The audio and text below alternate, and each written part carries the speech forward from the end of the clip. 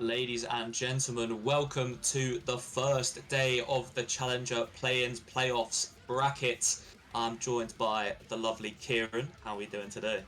I'm great, mate. Thank you, Chebs. Obviously, you're the man that saved me from going insane having to solo cast at one point, so I'm glad to be alongside you for a full series this time. Yeah, always good. Always glad to be with you. But yeah, we got a big game today. The first game here in the Challenger Play-ins bracket. We have Pardus versus Gelbve, I believe they are pronounced. But it's going to be a good game. Obviously, one being my team and one being the lovely Hecky, Punky, and CJ. The GM, AGM, and their beloved, basically 3IC. But it's going to be a good game. Pardus actually being a team that shouldn't have made it into play-ins in the end, but due to a team dropping out, ended up squeezing in as that last seed. So definitely some redemption to go on in the series. Well, yeah, certainly. Obviously, you were the one informing me about this, but Pardus are the team seem to be at the disadvantage here with a sub up from their prospect team. Jabatis, obviously, Gravsy is stepping up. You know, my ex-teammate. I'm going to be happy to see him play. He wasn't able to play in the prospect playoffs, but he's going to be able to prove himself here up in Challenger. Yeah, definitely. Took home a player of the week in Prospect and had one of the best stats in Prospect as one of the players, but sadly missed out on play-ins playing with his team due to some IRL commitments. But now gets to try and prove himself up in Challenger. Definitely something that we're excited to see. But speaking of, how do we think this game is going to go, Mr. Kieran? Who are we backing? I'm backing my ex-teammate. I'm going to go for a 3-1 in the favour of Pardus. You know, I think Gravsy has what it takes to step up to Challenger. I've seen him play. He can be very consistent. If he plays well today, I believe he can actually take them to a 3-1 win. Maybe 3-2. I'm going to change my prediction to a 3-2. Sorry, Stingray. Probably annoyed you there, but I'll change it to a 3-2. I think it will be close, but I think Gravsy's got what it takes. So how about you? I'm going to go a bit controversial. Usually I always back my team, but today we're going to go the opposite way. We're going to back my boy Hecky. We're going to go with a 3-1 to Ox, and it kind of minimises the damage. Because if my team do win, then it's a win-win in my opinion. We lose the prediction, but my team make it through. So we're going to go with a 3-1 to Ox. Hopefully make some of the chat happy with that one, because I know there's loads of Hecky fans, as I am one myself. But I watched them play on stream the other week against, I believe, I can't remember. I think Eclipse they played against on stream the other day, where they looked very solid despite losing. So I think they can pull it out in this one. But despite that, players are in the lobby. We're ready to go into game one as we get the players in. And yeah, Kieran, it's going to be a big series for both teams, and I'm just excited to get this one underway. Yeah, me too, mate. So obviously starting off game one. Here we go. Pardus and Gelvier. I'm going to have to message Hecky and ask him how you pronounce this. It's the same. What is it with Hecky and having some hard to pronounce names for his team, because you've got Ankolu or Tusi down in Prospect, which I specifically asked him how to pronounce as well. But, you know, Gelvier, let's see. Strange name. Let's see if they can also throw off Pardus with their gameplay today. Going great with an early shot. I was going to say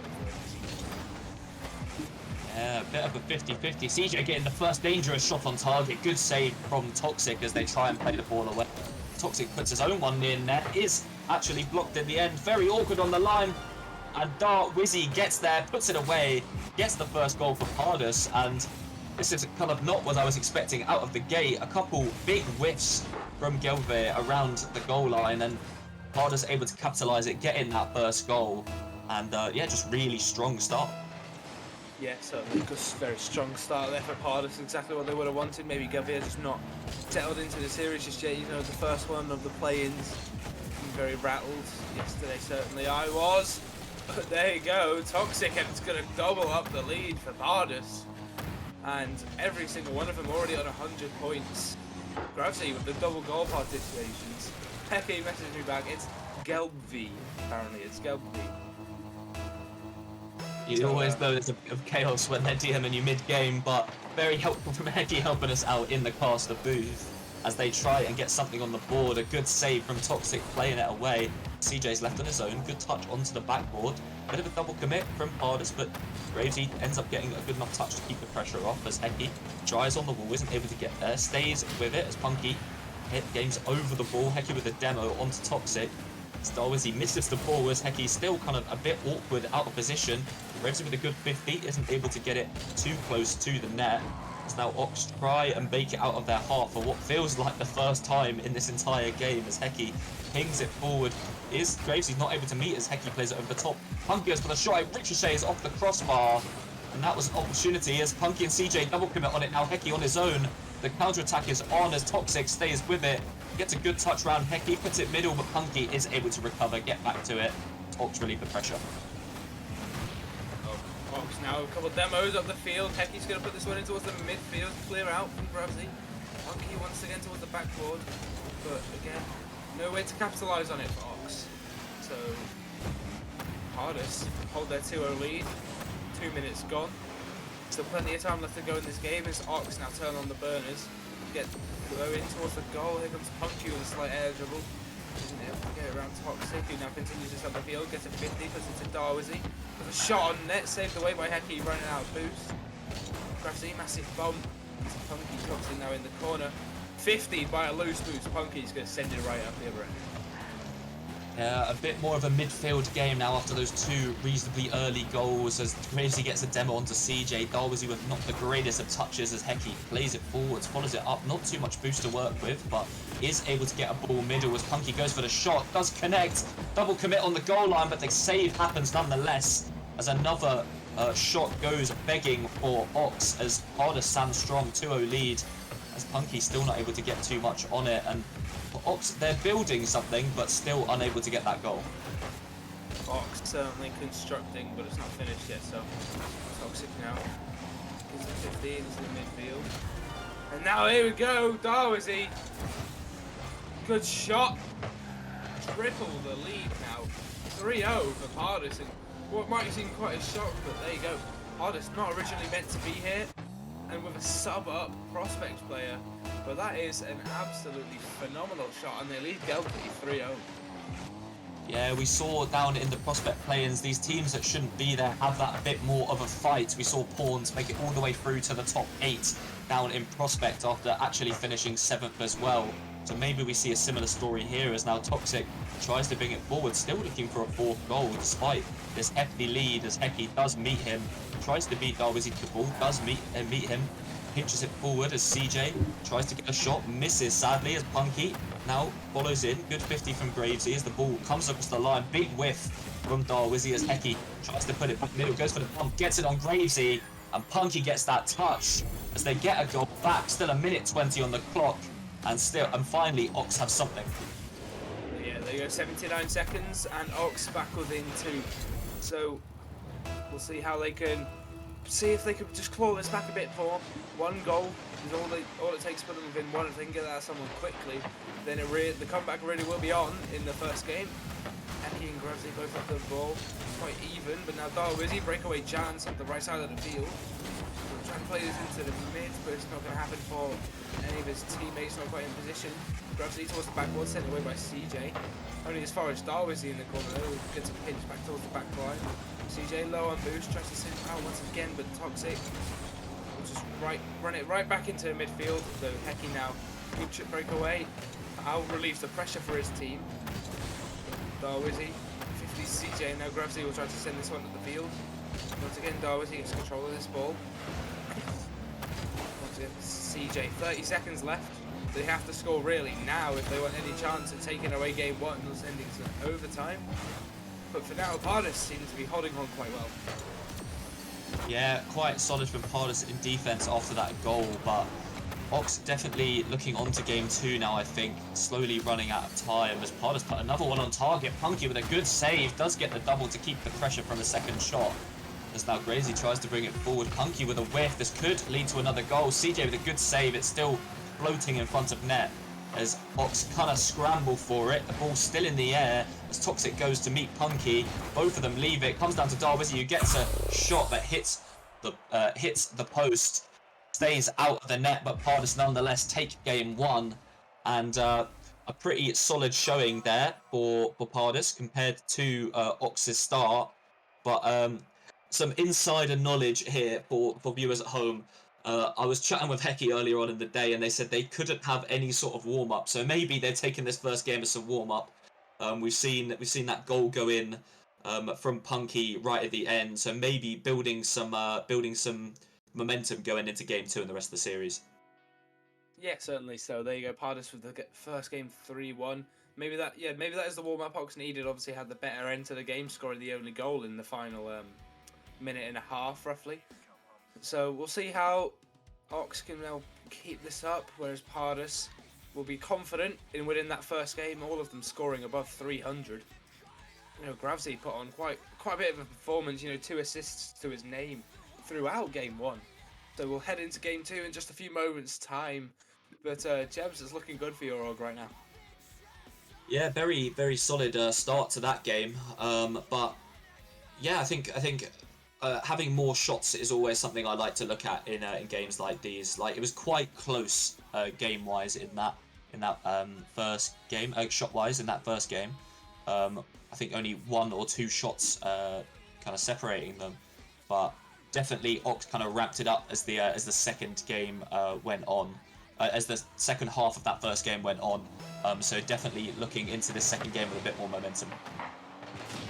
Yeah, here we go. It's the first kickoff goes. Punky now has the first opportunity of the game. Not really shut down by Toxic quite quickly. Dar as he looks at a challenge on CJ, gets it rounded. Punky back towards CJ, but out there, and a little team bomb comes out from Ox, and Gravsy's just going to be there to slot this one away. But once again, Pardus start off quickly with a goal. Yeah, really good capitalization from Gravesy there. Big miss and a bit of a bump from Heki and Punky in that corner. And they take the lead in 15 seconds and completely denying the momentum from Ox in this second game. Yeah, Ox will not be happy about that. They'll look to get back into this game as quickly as possible. And Darwizy try and just slow down that charge.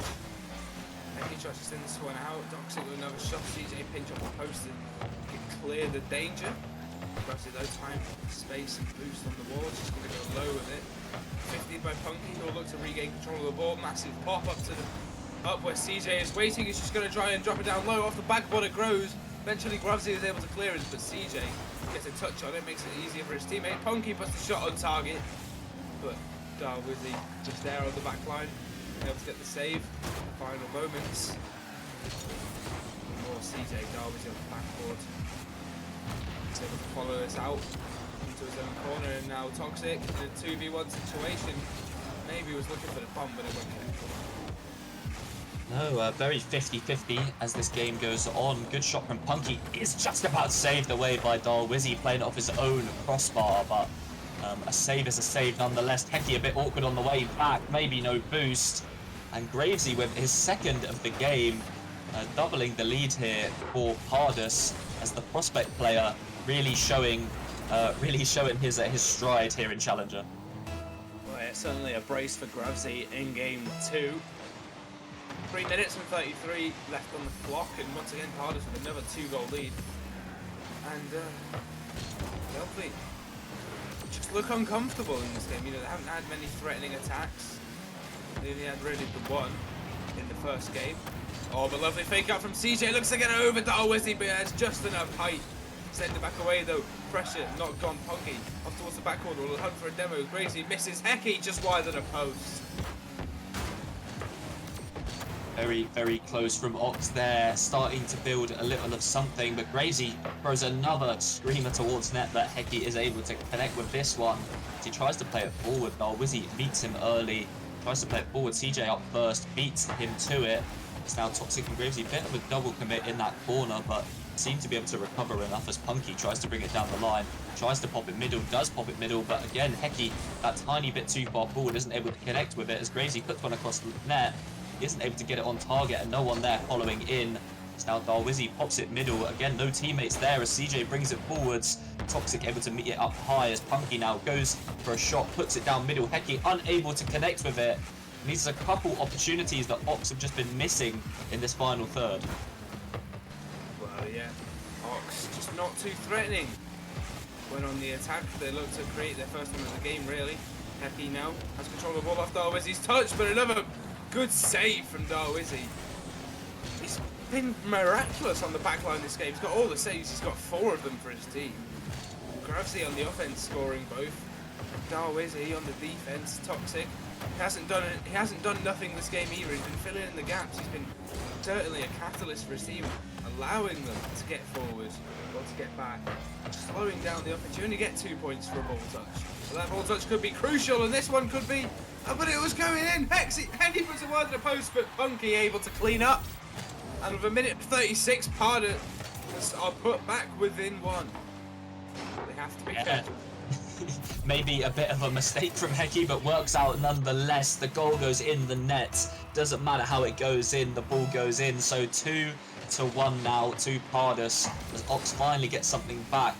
Maybe able to get something more than just a consolation, as Punky now trying to meet Darwizzy, who doesn't make it, as Gravesy puts his 3rd on target, denying anything in Ox's favour, as CJ kind of turns away a bit too early, and Gravesy gets his 3rd, he gets his hat-trick, as Pardus double their lead back again, back to 2, as they go 3-1 ahead, 1 minute 25 on the clock, and yeah, Ox looking still for 2 goals to take this to overtime, as Darwizzy gets us underway, as CJ takes off the ceiling, going for the ceiling shot, does connect, but Gravesy meets it early, gets the save.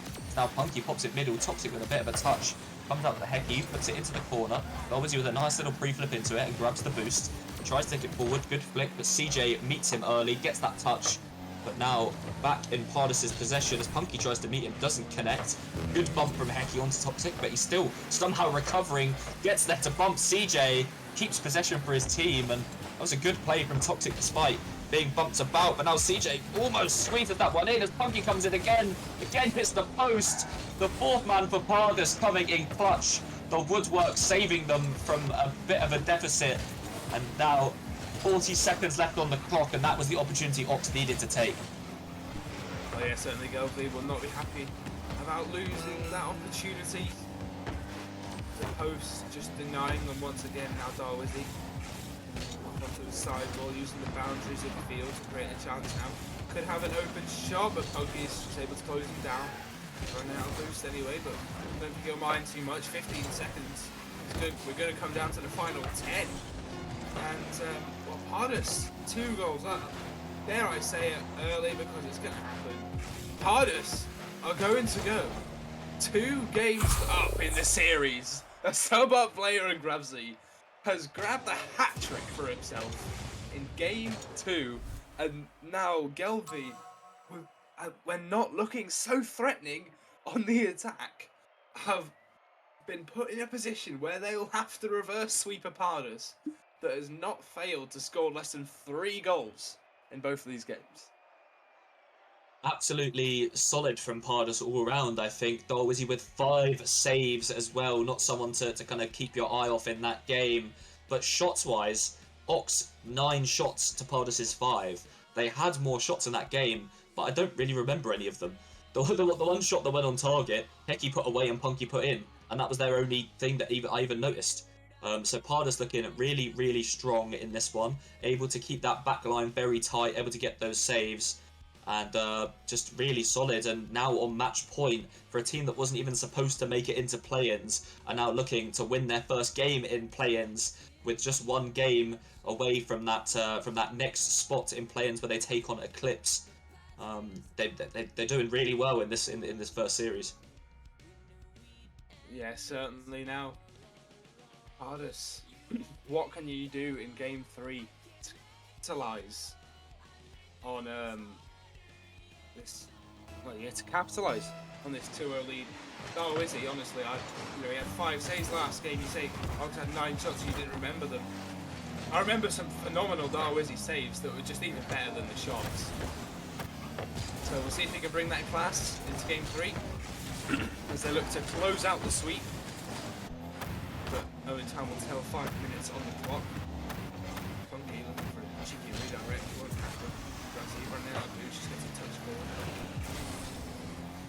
Pops it up to his teammate Happy now off the corner. So not close enough. Get a touch Monkey running out of boost, just taps it. Hecky gets it bump onto Toxic, who's just bumped forward and is able to send it over to Grozzy, where he's racing on the right wall. Will look to play midfield for his teammate, but seems every player on the field lacking some boost at the minute. The left side looking quite open, but no one yet. No one able to capitalise it. Yeah, not too much boost hanging about for the players as Hecky puts a shot near net but saved away by Gravesy. They keep possession as Toxic takes it into the corner, and I just think, yeah, just everyone lacking a bit of boost at the moment, much slower compared to games 1 and 2, but maybe that's Ox trying to find a weakness in this Pardus side at the moment as Toxic meets Punky again. CJ with a touch but denied by Darwizzy as now Ox tried to bring it forward. Hecky with a good bang, bit awkward on that back corner, puts it across net, goes off the backboard as CJ isn't able to get that one all the way round, but now Punky brings it forward again. Ox starting to mount some pressure, good touch from Grazy, plays it forward, but now no Ox player really there to meet it. Darwizzy takes it over the top, gets it round CJ, gets it off the post, and they take the lead yet again here in game 3 as 3 minutes 30 on the clock, and Darwizzy gets his goal despite not getting any in the last game. His 5 saves has now turned into 1 goal. I was going to say, yeah, Darwizzy doing all the work on the back line in game 2. Now has the only shot and all the goals for Pardus in game 3. So a man of many trades, it would seem. Sends it towards his own back ball once again. On the defence, Thompson looking to turn that defence into offence. Darwizzy once again places into the midfield, looking to grab himself an assist. Teammate, I think, bumped down the way. Bradley isn't able to get a good connection. Goes back towards his corner. And now a rule 1 between Darwizzy and Punky. That could actually be what I needed. Darwizzy really being the star of the show, it would seem, in these past 2 games. But Toxic could be looking at an open net, butts it round, and Pardus are 2-0 up. A rule 1 in playoffs could be the thing that ends Gelby's run early. Yeah, some would say in favour of Ox that rule 1, but Toxic having none of it, taking that shot and having the confidence to put it past that defender, and he doubles the lead to 2 as now Pardus definitely fully now in the driving seat in game 3, looking to take this one straight through into the next round. But another good save from Darwizzy after a bit of a good shot from Punky as Hecky now puts it middle, not able to get with it. Darwizzy bringing it forward, tries to pre-jump CJ, who plays it round him, gets a pretty good touch into Punky, who goes for the shot but met by Gravesy. It's now Hecky, puts it back into the mixer, goes straight down, but Darwizzy's there to meet it. It's Punky now keeping the pressure up. Hecky putting it back on target. Bit of a mistake there in the middle. Punky able to get around it, isn't able to do it quick enough as Toxic recovers back across that goal line and gets that clearance away now. Zox still piling a bit of pressure on CJ, gets a touch, still kept away as Punky puts it back in the mixer. Grazy gets the save as he puts it away to the side. CJ back on it straight away as Darwizzy now flicks it away, and great pressure from Ox. They really should have capitalised it as the counter-attack takes over. Great pass from Gravesy, from Darwizzy into Toxic, who pings that one into a completely open net. And they're just running away with it now after quite a lot of pressure from Ox. The perfect counter-attack leads to that 3rd goal. And now with 1:30, time is ticking for Ox as their play-in run looks like it's coming to an end. Well, yeah, Gelby will be disappointed with this game, but the lack of a warm-up really hasn't done them any favours. Darwizzy looking for a 4th, maybe to put away the game, just misses. CJ though wasn't quite expecting it, doesn't get the touch he would have wanted, but now Hecky, breakaway chance, looks to get one back for Gelby, plays it into CJ, but Gravesy and Toxic both diving for the save. Gravesy is credited for it. But we come down to the final minute, and every second is just counting Gelby out of the play-ins. Still trying to bring it forward though, still a minute on the clock, anything could happen, but Gravesy blocks the chance for Ox as CJ now on the back wall, at the back wall trying to get something back for Ox as CJ brings it forward, gets it round 1, plays the ball across to Punky who's waiting for it, tries to go for a shot, but Toxic there again, meets him as Punky now pings it forwards. Toxic again playing it away, and he's really turned into Darwizzy in this 3rd game, having that really solid defense as Ox keep trying to pile pressure on but aren't able to do too much. Bumps Darwizzy into that save, And Pardus, I think, definitely looking like they're going to close this one out. Yeah, Pardus have only got 20 seconds remaining. Scored 2 goals. They might already be saying GG's, lads, but now the lead reduced to 2. Chebs, and I can't like. It was a nice fake from TJ Henke saying last goal wins, guys. I don't think it quite works, mate. But 90 seconds remain on the clock, and I don't really see Gelvi coming back into this. Unless they can score right off here. Unkeepers are never toxic, closes that down, and that might as well close down the series.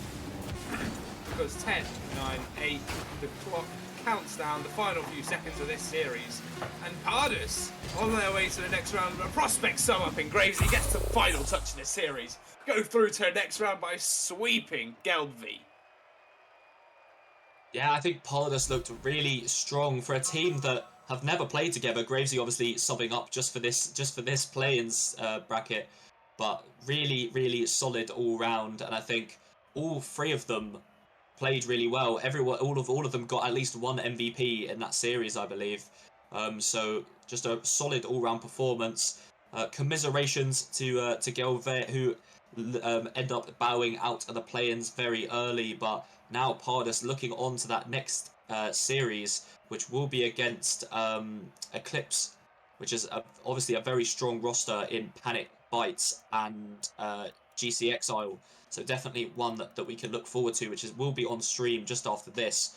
But very strong showing from Pardus, putting the doubts out of our brains. But Ox with more shots over that series. So I think just Pardus's backline defense was just too strong for them.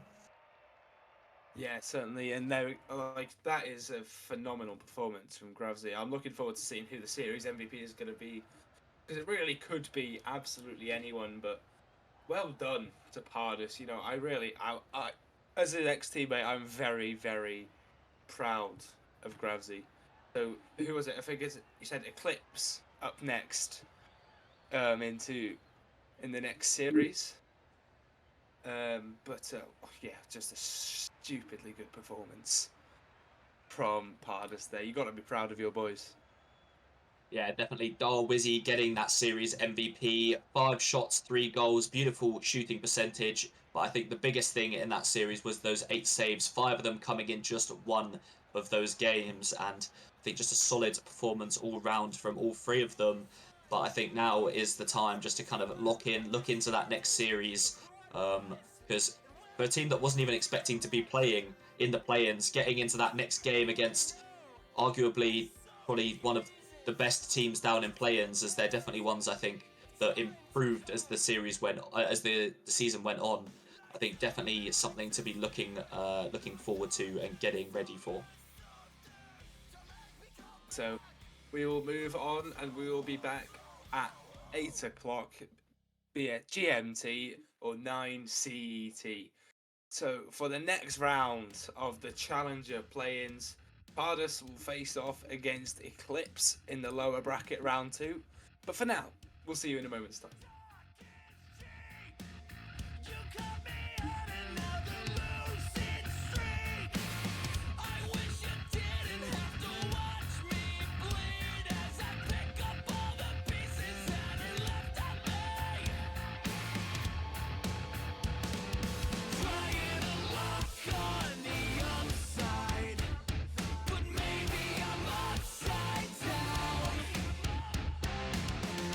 Tried to fill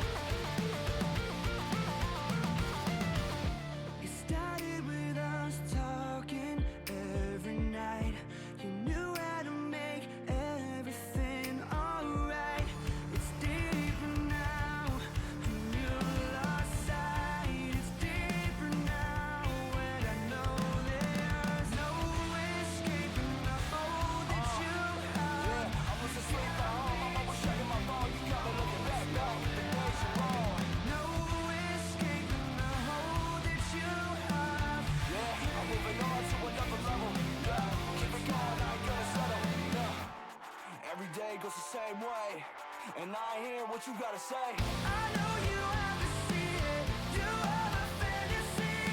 I tried to love you, but you still don't love me back. One day you'll realize it, but I'll be gone, you see. I tried to love you, but you never love me back.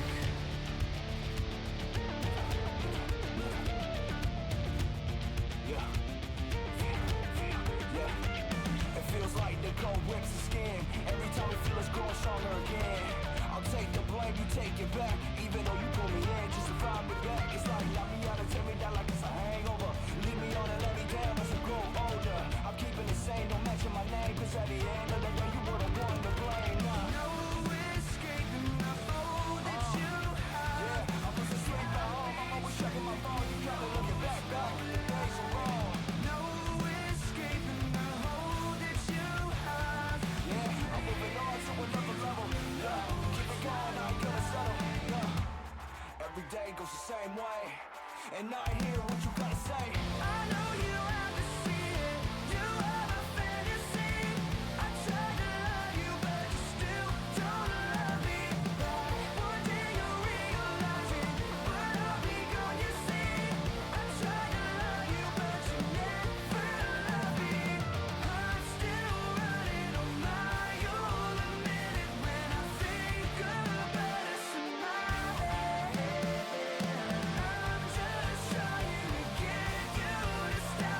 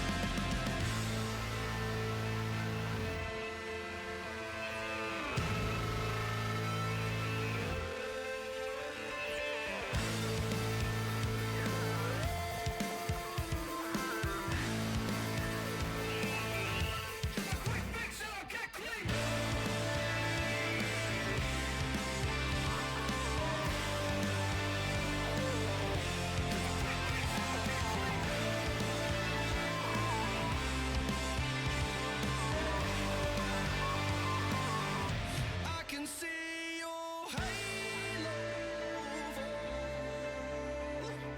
Halo fall. I can see your halo fall. 'Cause I had it then, I lost it all. I can see your halo fall. Halo fall. I can see your halo fall. 'Cause I had it then, I lost it all.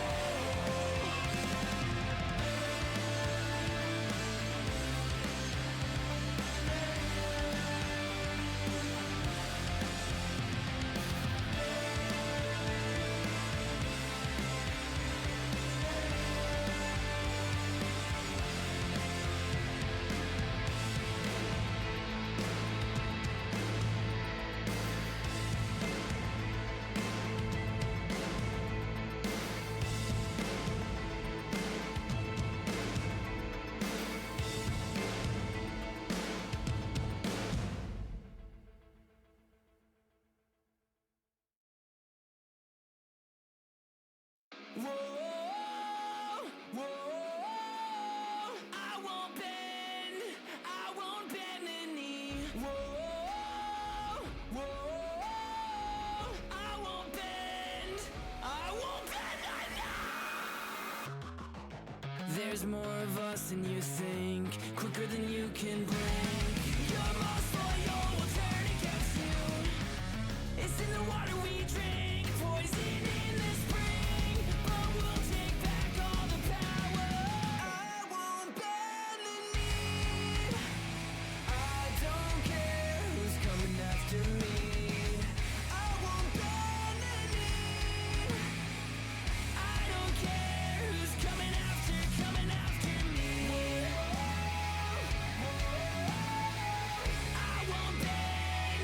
I won't bend the knee.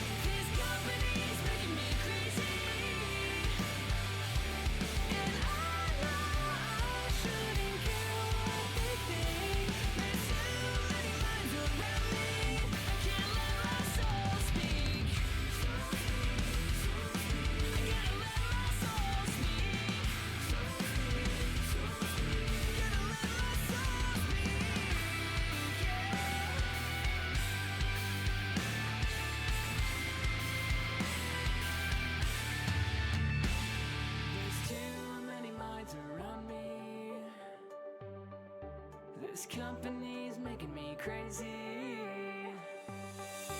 And I know I shouldn't care what they think. There's too many minds around me. I can't let my soul speak. Soul speak, soul speak. Soul speak, soul speak. I can't let my soul speak. I can't let my soul speak.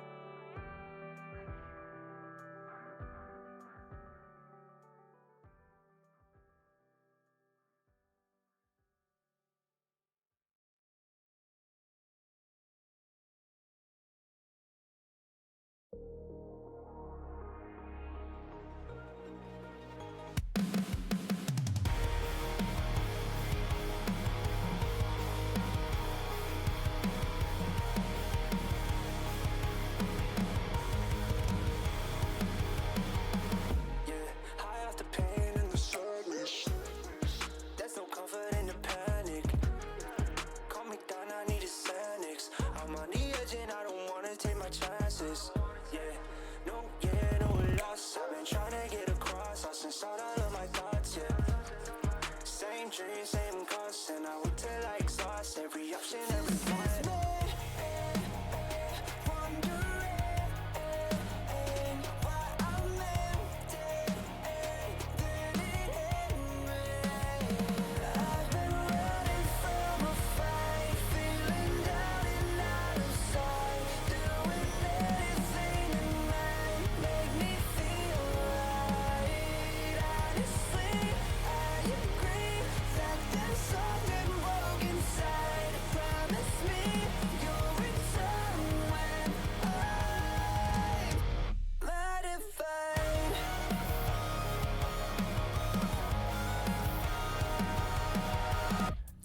Act like I'm sane, but it's tragic. Vicious cycle like an addict. I'm trying to gain what I'm lacking. I guess I'm used to being the one that's always damaged. Hey, I'm bottled up, out of manage. And sick of everybody, cause nobody's understanding. I don't wanna talk, cause I know what they were saying. Maybe it's too late. One foot in my grave. Could it be my fault? I've been running from a fight, feeling down and out of sight, doing anything that might make me feel right. Honestly, I agree that there's something wrong inside. Promise me you'll return when I'm ratified. Like a freight train, but this shit I'll never be the same. I'm some good thing and it all changed. Now I look around, need something to blame. Something to blame after this shit. I gotta be the same, be the same, be the same. I know now, so I need to blame.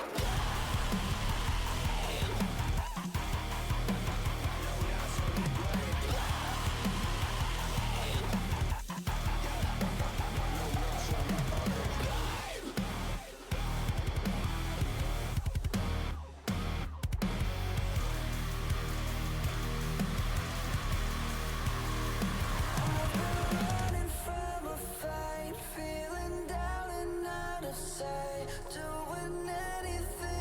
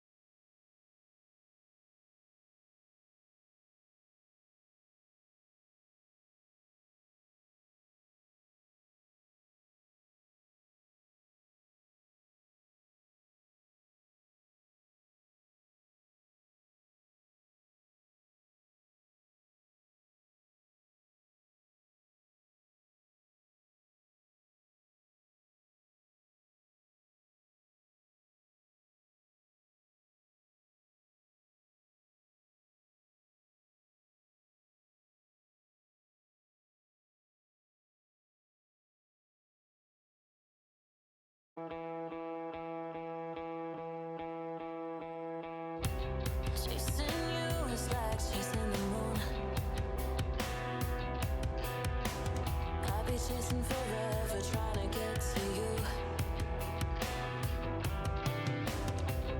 In between my darkest days and nights, I don't see you and it don't feel right. It's like I've somewhere lost myself in you, and I can't seem to get it back. I know I should let it go. Oh, I cannot let go. This distance between us, I can't see clear this time.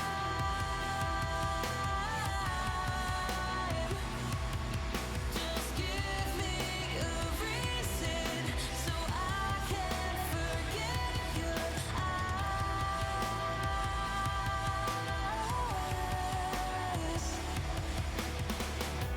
Try to sleep, but I can't breathe. There's an infinite space between you and me. Somewhere I somehow lost my faith in you, and I can't seem to get it back. And I know I should let it go. Oh, I cannot let go. This distance between us, I can't see clear this time.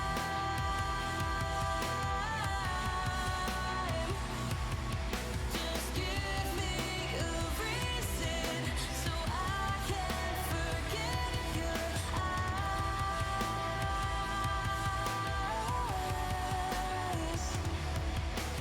Heart on fire, but I can't tame it. And more hope than what you gave me. I try. I gotta put it to rest, 'cause I can't shake it. I'm in your realm, always waiting outside.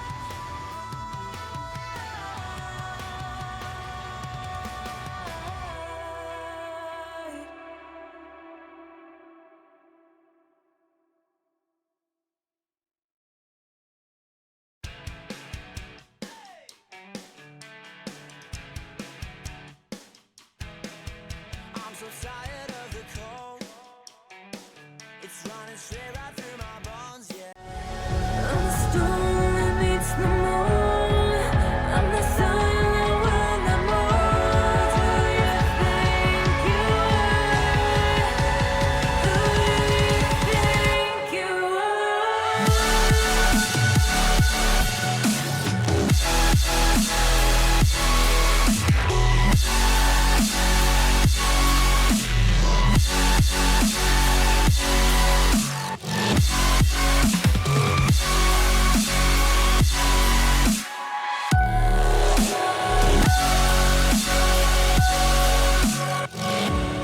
Hello, ladies and gentlemen, welcome back to RSC EU. We're here for the lower bracket round 2, as we see Pardus, the winners of the last series, take on Eclipse. I'm Big Chebs, joined by the lovely Kieran.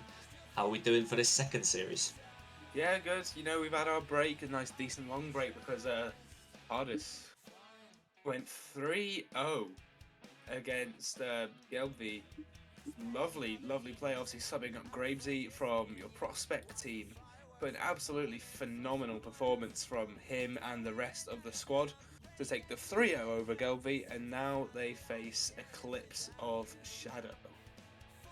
Yeah, an Eclipse that I actually casted on stream not too long ago, who put on a very strong performance. So definitely a big game, this one. But looking at the stats again, Pardus, the team that shouldn't even have made it to play-ins, here now in the second round, playing against the team that finished 4th in their same conference. So 3 positions have these teams apart in the same conference. So it's going to be a very good game. nonetheless. But Pardus definitely putting on a strong performance in that first game, so definitely not ones to count out. Yeah, certainly Pardus, obviously finishing 7th in their conference, but were moved up by a team not being able to make it. So I do look forward to this series, but Chebs, I'll start with you. Have you got any predictions? Well, it seemed to work last time. If we go against the team that I manage, it's a win-win situation. If they win the game, they get through to Saturday, or through to Sunday. But if they lose the game, I win my prediction. So it's a win-win. So we're gonna go 3-0 to Eclipse, and yeah, we're gonna go with that. But how about you, Kieran? Well, 3-0 is certainly strong, but I am going to go for a 3-1 in the favour of Pardus. Got to back my boy again, got to back Gravsy. Did phenomenally in the last series. Hopefully he can do just as well in this one. So Eclipse and Pardus will face off any second. Pardus, obviously, once again, fielding Toxic Darwizy, who put on an absolute masterclass in Game 2 on Gravsy. And then against them, Pardus, Bits, I think we have Bits, GCXL, and Panic. So here we go, Game 1 beginning now. And Chebs, are you ready for what's to come? Well, maybe a quick kickoff goal straight away as Gravesy wins that kickoff perfectly. Toxic trying to steal it, but doesn't manage to get a touch on it quick enough. As Gravesy, the prospect player, opens the scoring for Pardus very, very quickly. And I was chatting with Toxic between series, obviously as the GM of this team. I was chatting with them, seeing how they feel, and they're quite confident. They've got a game plan in this one, so definitely something to be looking at as Panic gets that equaliser as it tantalisingly bounces up and down off that crossbar, but goes in nonetheless. And two very, very quick goals will hopefully ease the nerves for both teams in this first game. Yeah, now hopefully we can see some upgraded quality than we otherwise would have in the first game. Lovely redirect pass from GCXL to tie them up, and now Bits with the third kickoff goal of the game. Only 12 seconds in, but it only takes 4 to score apparently, because we have 3 goals already, and Eclipse have claimed 2 of them, and they go in the lead. Very, very strange opening to this game one, but goals are goals, and Eclipse definitely profiting off of these slow opens from both teams. As now we finally get our first non-kickoff goal opportunity as Bites tries to take it down the line, isn't able to get too much with it. As now Gravesy catches it in midfield, gets around Panics, tries to stay with it as GCXL moves away, gets the touch to put it off to the side. As now Pardus starting to build some pressure as Darwizy brings it forward. GC waiting on the wall for it as now pops it out. Panic there to meet it very, very quickly. As now Pardus scramble back as they keep piling some pressure. Bites coming across in the midfield, plays it forward. Toxic should be there to meet it. Isn't able to get on it, but Gravesy comes to the rescue, gets that at one away. Now Graves tries to bring it forward. GCXL turns on it very quickly as now Darwizy up, doesn't get the greatest touch on it. As now Toxic bangs that middle. No one there to meet it as they finally relieve that pressure. GC brings it down. Gravesy not able to meet it. GC gets a lovely touch underneath him. They double their lead to 3, and that was a great goal from GCXL. Yeah, lovely follow-up from GCXL. Just puts it around Darwizy, who wasn't expecting the final touch. And 3-1, only a minute 10 gone in game 1 as I accidentally whacked my microphone almost off the desk. But there you go. Kickoff goes in favour of Pardus. Gravesy though missing out on the midfield. Bites has this off the wall, runs out of boost, isn't able to do much more with it, but it just goes through all of Pardus, but it goes off the post fortunately for them, and they're able to escape this one, but mostly unscathed. But still though, the pressure comes through from Eclipse. Panic, lovely play around all of the players, sends it to GCXL, who tries to go towards the back wall, isn't able to get more with it. Now Toxic 50s Bites, who goes towards the right corner. Darwizy should be the first to this, isn't able to pick up the boost. Demo's raining down on the field from Eclipse. Pardus just not able to keep up. They haven't got the boost, only scored at 33. Oh, their corner boost is getting taken, Chebs. And it's certainly not looking for your Og as Bites puts one in for 4-1. Yeah, nice goal from Bites as Panic puts a lovely ball onto that backboard. No one from Pardus able to get up quick enough, and Bites dunks that one down just before Darwizy can get any touch on it. They get their lead up to 4-1.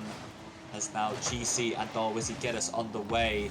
With 3 minutes to go, there's still anything can happen, but Eclipse definitely looking strong in game 1. So there we go. Just Excel off the backboard, shuts down Crazy's attempt. Sends it towards the left side. Now Toxic will look for a shot. It's weak and it's straight at Panic, who just clears this one up the field, gets a 50 with Crazy. Out towards the ball. Panic now will also follow this up, puts in the midfield, no teammates were there waiting for it. Darwizzy and Gravity both low on boost. Gravity is able to play this into the midfield, let Toxic collect. Little tiki-taka around one player, picks it up. Panic though, control of it, takes it on towards his own backboard, puts it past his teammate, but he has control of it into the corner. So a very nicely controlled start to game 1 for Eclipse. But Pardus, with a goal, hopefully, will look to find their way back into it. Yeah, definitely looking like they're getting something back more as a shot goes on target from Darwizzy, saved off the line by Panic, but they're starting to do a bit more compared to what we've seen so far. As Toxic was another shot on target, Bites able to save that one. It's now Bites bringing it downfield, going for that counter-attack. Darwizzy meets it just at that front post as now Toxic, good demo onto Panic. Gets the touch, but GC gets one as well as Darwizzy gets a touch just enough to put it off to the corner. But very close indeed as Panic goes for that follow-up shot, isn't able to get there. Now Toxic off the backboard as Bites piles that pressure on. Crazy tries to release some as Darwizzy goes to meet that 50. Crazy in again, really good play from GCXR to keep it in that half.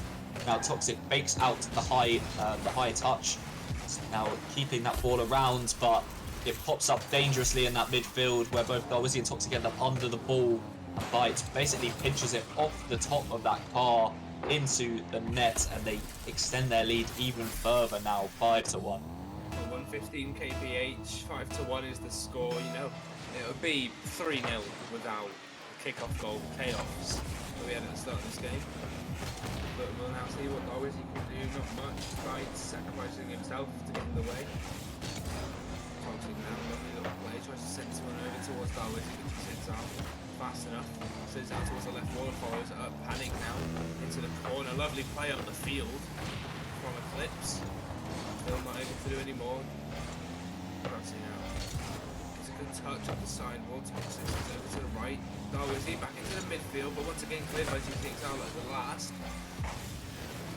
Now boost. Uses some ball dashes to get his way back, but he's able to recover on the back ball. Does, however, miss the ball. So unable to capitalise upon Pardus. His Bites will have one high air dribble, and he's just going to slot it into the tight right corner, and they're in Brazilian position. We see Bites do this all the time. Obviously, as a player that's played with him in tournaments before, he's got great aerial control, takes it all the way over the top of the defender, who ends up not able to get anything on it, slots it into that top corner with a lovely dribble. They extend the lead yet again, 5 goals. I think game 1 is completely written off as maybe a 7th goes in. Good save from Toxic, but definitely looking very much in the driving seat in this series now as Panic trying to look forwards for this Brazil as GC bangs that forward. 11 seconds on the clock, doesn't manage to get a touch. Toxic and Darwizzy do enough. Darwizzy pings it forward. Panic pops it back over the top. As now Bites gives it back to Panic, who ends up missing it. It hits the floor. Sadly, no Brazil, but Eclipse take game 1 nonetheless, and definitely look like the stronger team in this series. Yeah, Eclipse with a very dominant performance in game 1, 6-1 the scoreline. But very well played from Eclipse. We'll head into game 2 in just a few moments' time, but what do you think Pardus need to change up in order to really bring the fight to Eclipse? Because even GCXR on the lowest point still did a lot that game, got more than any of the Pardus players. So what has to be changed in order for them to bring this series back to level terms? Well, I definitely think that Eclipse are just looking very, very strong. This is definitely a change pace up from their previous series against Ox. I think maybe they've just kind of got used to that pace that they were playing against Ox and have stayed with it. Now Eclipse have just come and rattled them back into position. But I think there's still a couple double commits coming out from Pardus. We've seen a couple, and Eclipse just instantly capitalise on them. As we've seen those kind of slight overcommits where Bites has just played it over the top, especially with that last air dribble where one of the players was just kind of left in the box, wasn't able to do too much about it. So I definitely think it will come down to communication and speed are the two main factors to get Pardus back into this series. Yeah, there you go. So speed and communication. You heard it from their GM. As we go into game 2. Bites and Darwizzy will face on the kickoff, and Bites with a commanding win on it. GC will look for the shot towards the net. It's going to be set up for Panic. Puts it past Gravesy. And 6 seconds in, we have another early goal, but this time the first one goes in favour of Eclipse. Yeah, really well taken by Panic, who they're never easy when they come off the ceiling, and he manages to read it perfectly, puts that one into the pretty much open net. Gravesy slightly too far forwards, but now Darwizzy trying to bring it forward, getting something going for Pardus as it comes to Toxic, pings it off the backboard as Gravesy flies sadly just under that one, as now Darwizzy keeps it in that midfield. Panic playing it onto GC Exile. He does well to get it under Darwizzy, coming off the backboard. Really good aerial control as Toxic denies anything more, as it now comes back into the half of Eclipse, as Toxic does well to read it. Lots of whiffs on that back wall, and finally Pardus have a goal that's not a kickoff goal as they tie the game up 34 seconds into game 2. Yeah, there you go, Pardus. Very good play there to even up the scoreline. Could just be what they needed though. Panic. He's been quality so far, sends it towards back, so bites on the bike ball. But miscommunication. Pardus though. Gravity, the prospect player, the sub up, able to clear this one out, and now towards the backboard it goes. Bites misses on the backboard. Gravity will look for one more shot, tries to sneak it in the bottom left hand corner, just wide of the post. Toxic now onto his own corner, gets it round Panic, gets off scot-free as well, avoids the bump. So when he sends it down to the floor, it's only as far as Bites. No, another good pass from Darwizzy into the midfield. So Gravity there, just blocked out. Pardus definitely executing more of their game plan that I talked about earlier, as it narrowly misses, but Toxic puts it in. They take the lead for the first time since that kickoff goal in game 1. But I've mentioned this game plan that I talked about with these Pardus boys, and that was definitely watch for mistakes, play defensive, play not so aggressive, and as soon as a mistake comes, capitalise on it. The only way you'll get through a team that is as solid as Eclipse. And so far here in game 2, they've definitely been looking into that, as Gravesy does well to keep it in that corner. Toxic now trying to play it forward as Bites does well in the air, but Toxic meets him early. It now comes forward as Panic isn't able to connect with it, as Gravesy pings it forwards. Toxic, I think, maybe got a bump on GC Exile, but does really well to recover to get that touch. So now Darwizzy brings it forward. Himburst as Bites. Bites not able to do enough. It goes into the net as Bites' touch helps it on its way, as they double their lead now, 3-1. And this is a completely different team to the one we saw in game 1. Oh, absolutely lovely play once again from Pardus, and they lead 3-1 with 3 minutes remaining, so a lot can happen now. But we'll see how Eclipse can get back into this game. See if they can take a 2-0 lead in the series, because otherwise Pardus will be looking to tie this one up. Towards the backboard it goes. Toxic. That was connect. Still though, his team remain in possession. Darwizzy up the other end of the field. GC manages to control it. Toxic unable to get a bump. Now GC good control up the field. Darwizzy last back though. That demo from Toxic will help relieve the pressure. Yeah, Darwizzy doing well to get that one out, as now Toxic beats it early as GC tries to play it high. I think they know that they're superior in the air, so keep trying to go there, as Pardus are doing well to keep these attacks away. So now Darwizzy plays one into Toxic, who does well to get that over Panic. Tries to get another touch, does so, but Bite is able to read it. Gravesy now up in the air, plays it onto that backboard. Good demo from Toxic, that could be an open net. Darwizzy gets it. They get that 3-goal lead, and this is completely different to game 1, as now Pardus definitely in the driving seat in game 2, despite me saying that Eclipse looks like they had this one in and out just from game 1.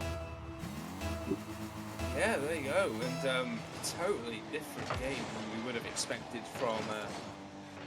from what we saw in game 1, 4-1 in the favour of Pardus, though it could very well be 4-2 with this in front of the net, but Darwizzy does very well on the back line as he did in the series before to get that one away. And Toxic on the sidewall plays into the midfield. Darwizzy able to collect it 2v1, will try to 15 through both, isn't able to, but Toxic is able to clean up the scraps. Mr. Janitor revives and puts that one into the back of the net for 5-1.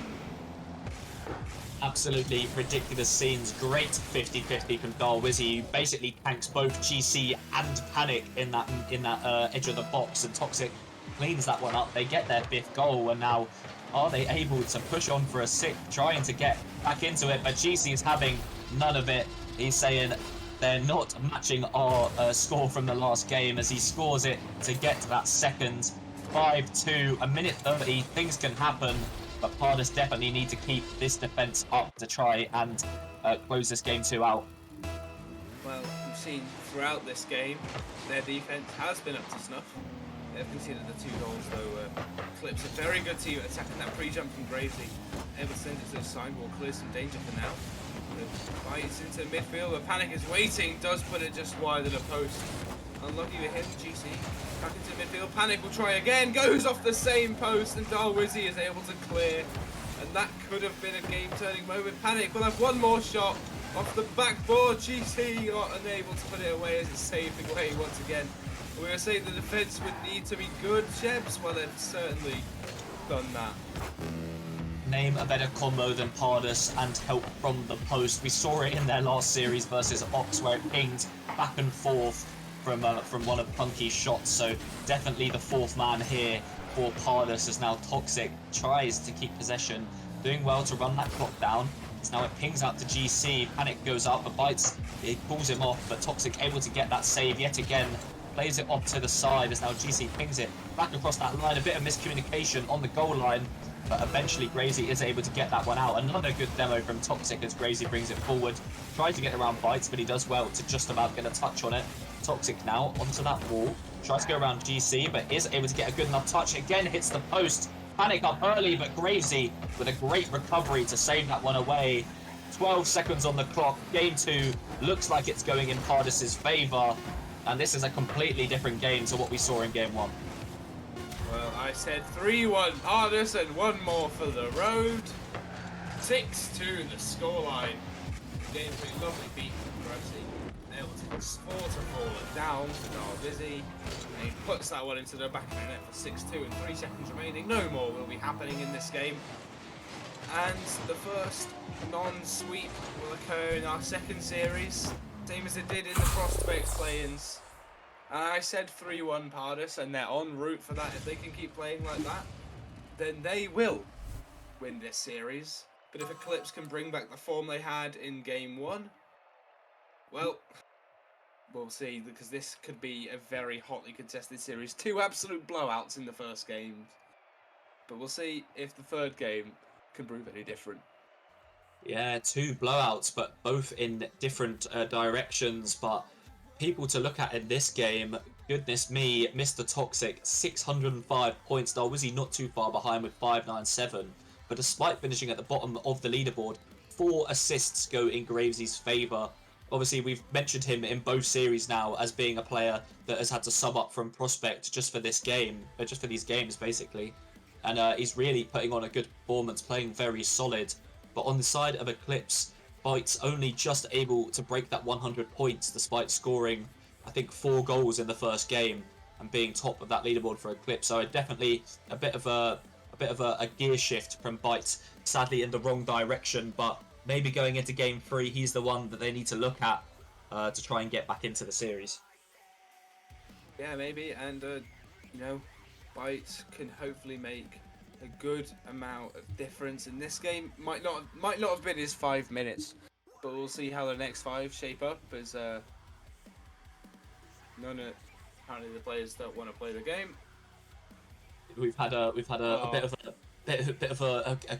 chaos. I've accidentally joined a party, and someone from that party has joined the game. Chaos in the lobby, but nonetheless, we'll get this back underway shortly, I'm sure. Lots of chaos going on in this series, not just from the goals, but in the lobby itself. But I'm sure Stingray will get us all sorted very shortly.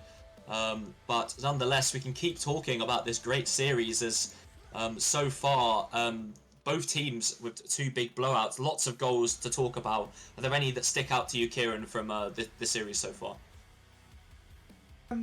So, well, obviously one of the standouts has to be Gravesy, doesn't it? It's like he's done absolutely phenomenally. I'm gonna say it again. I'm gonna keep saying it because he's done brilliantly in this game and the series before. Obviously able to secure the sweep in the last game, and doing that in Challenger.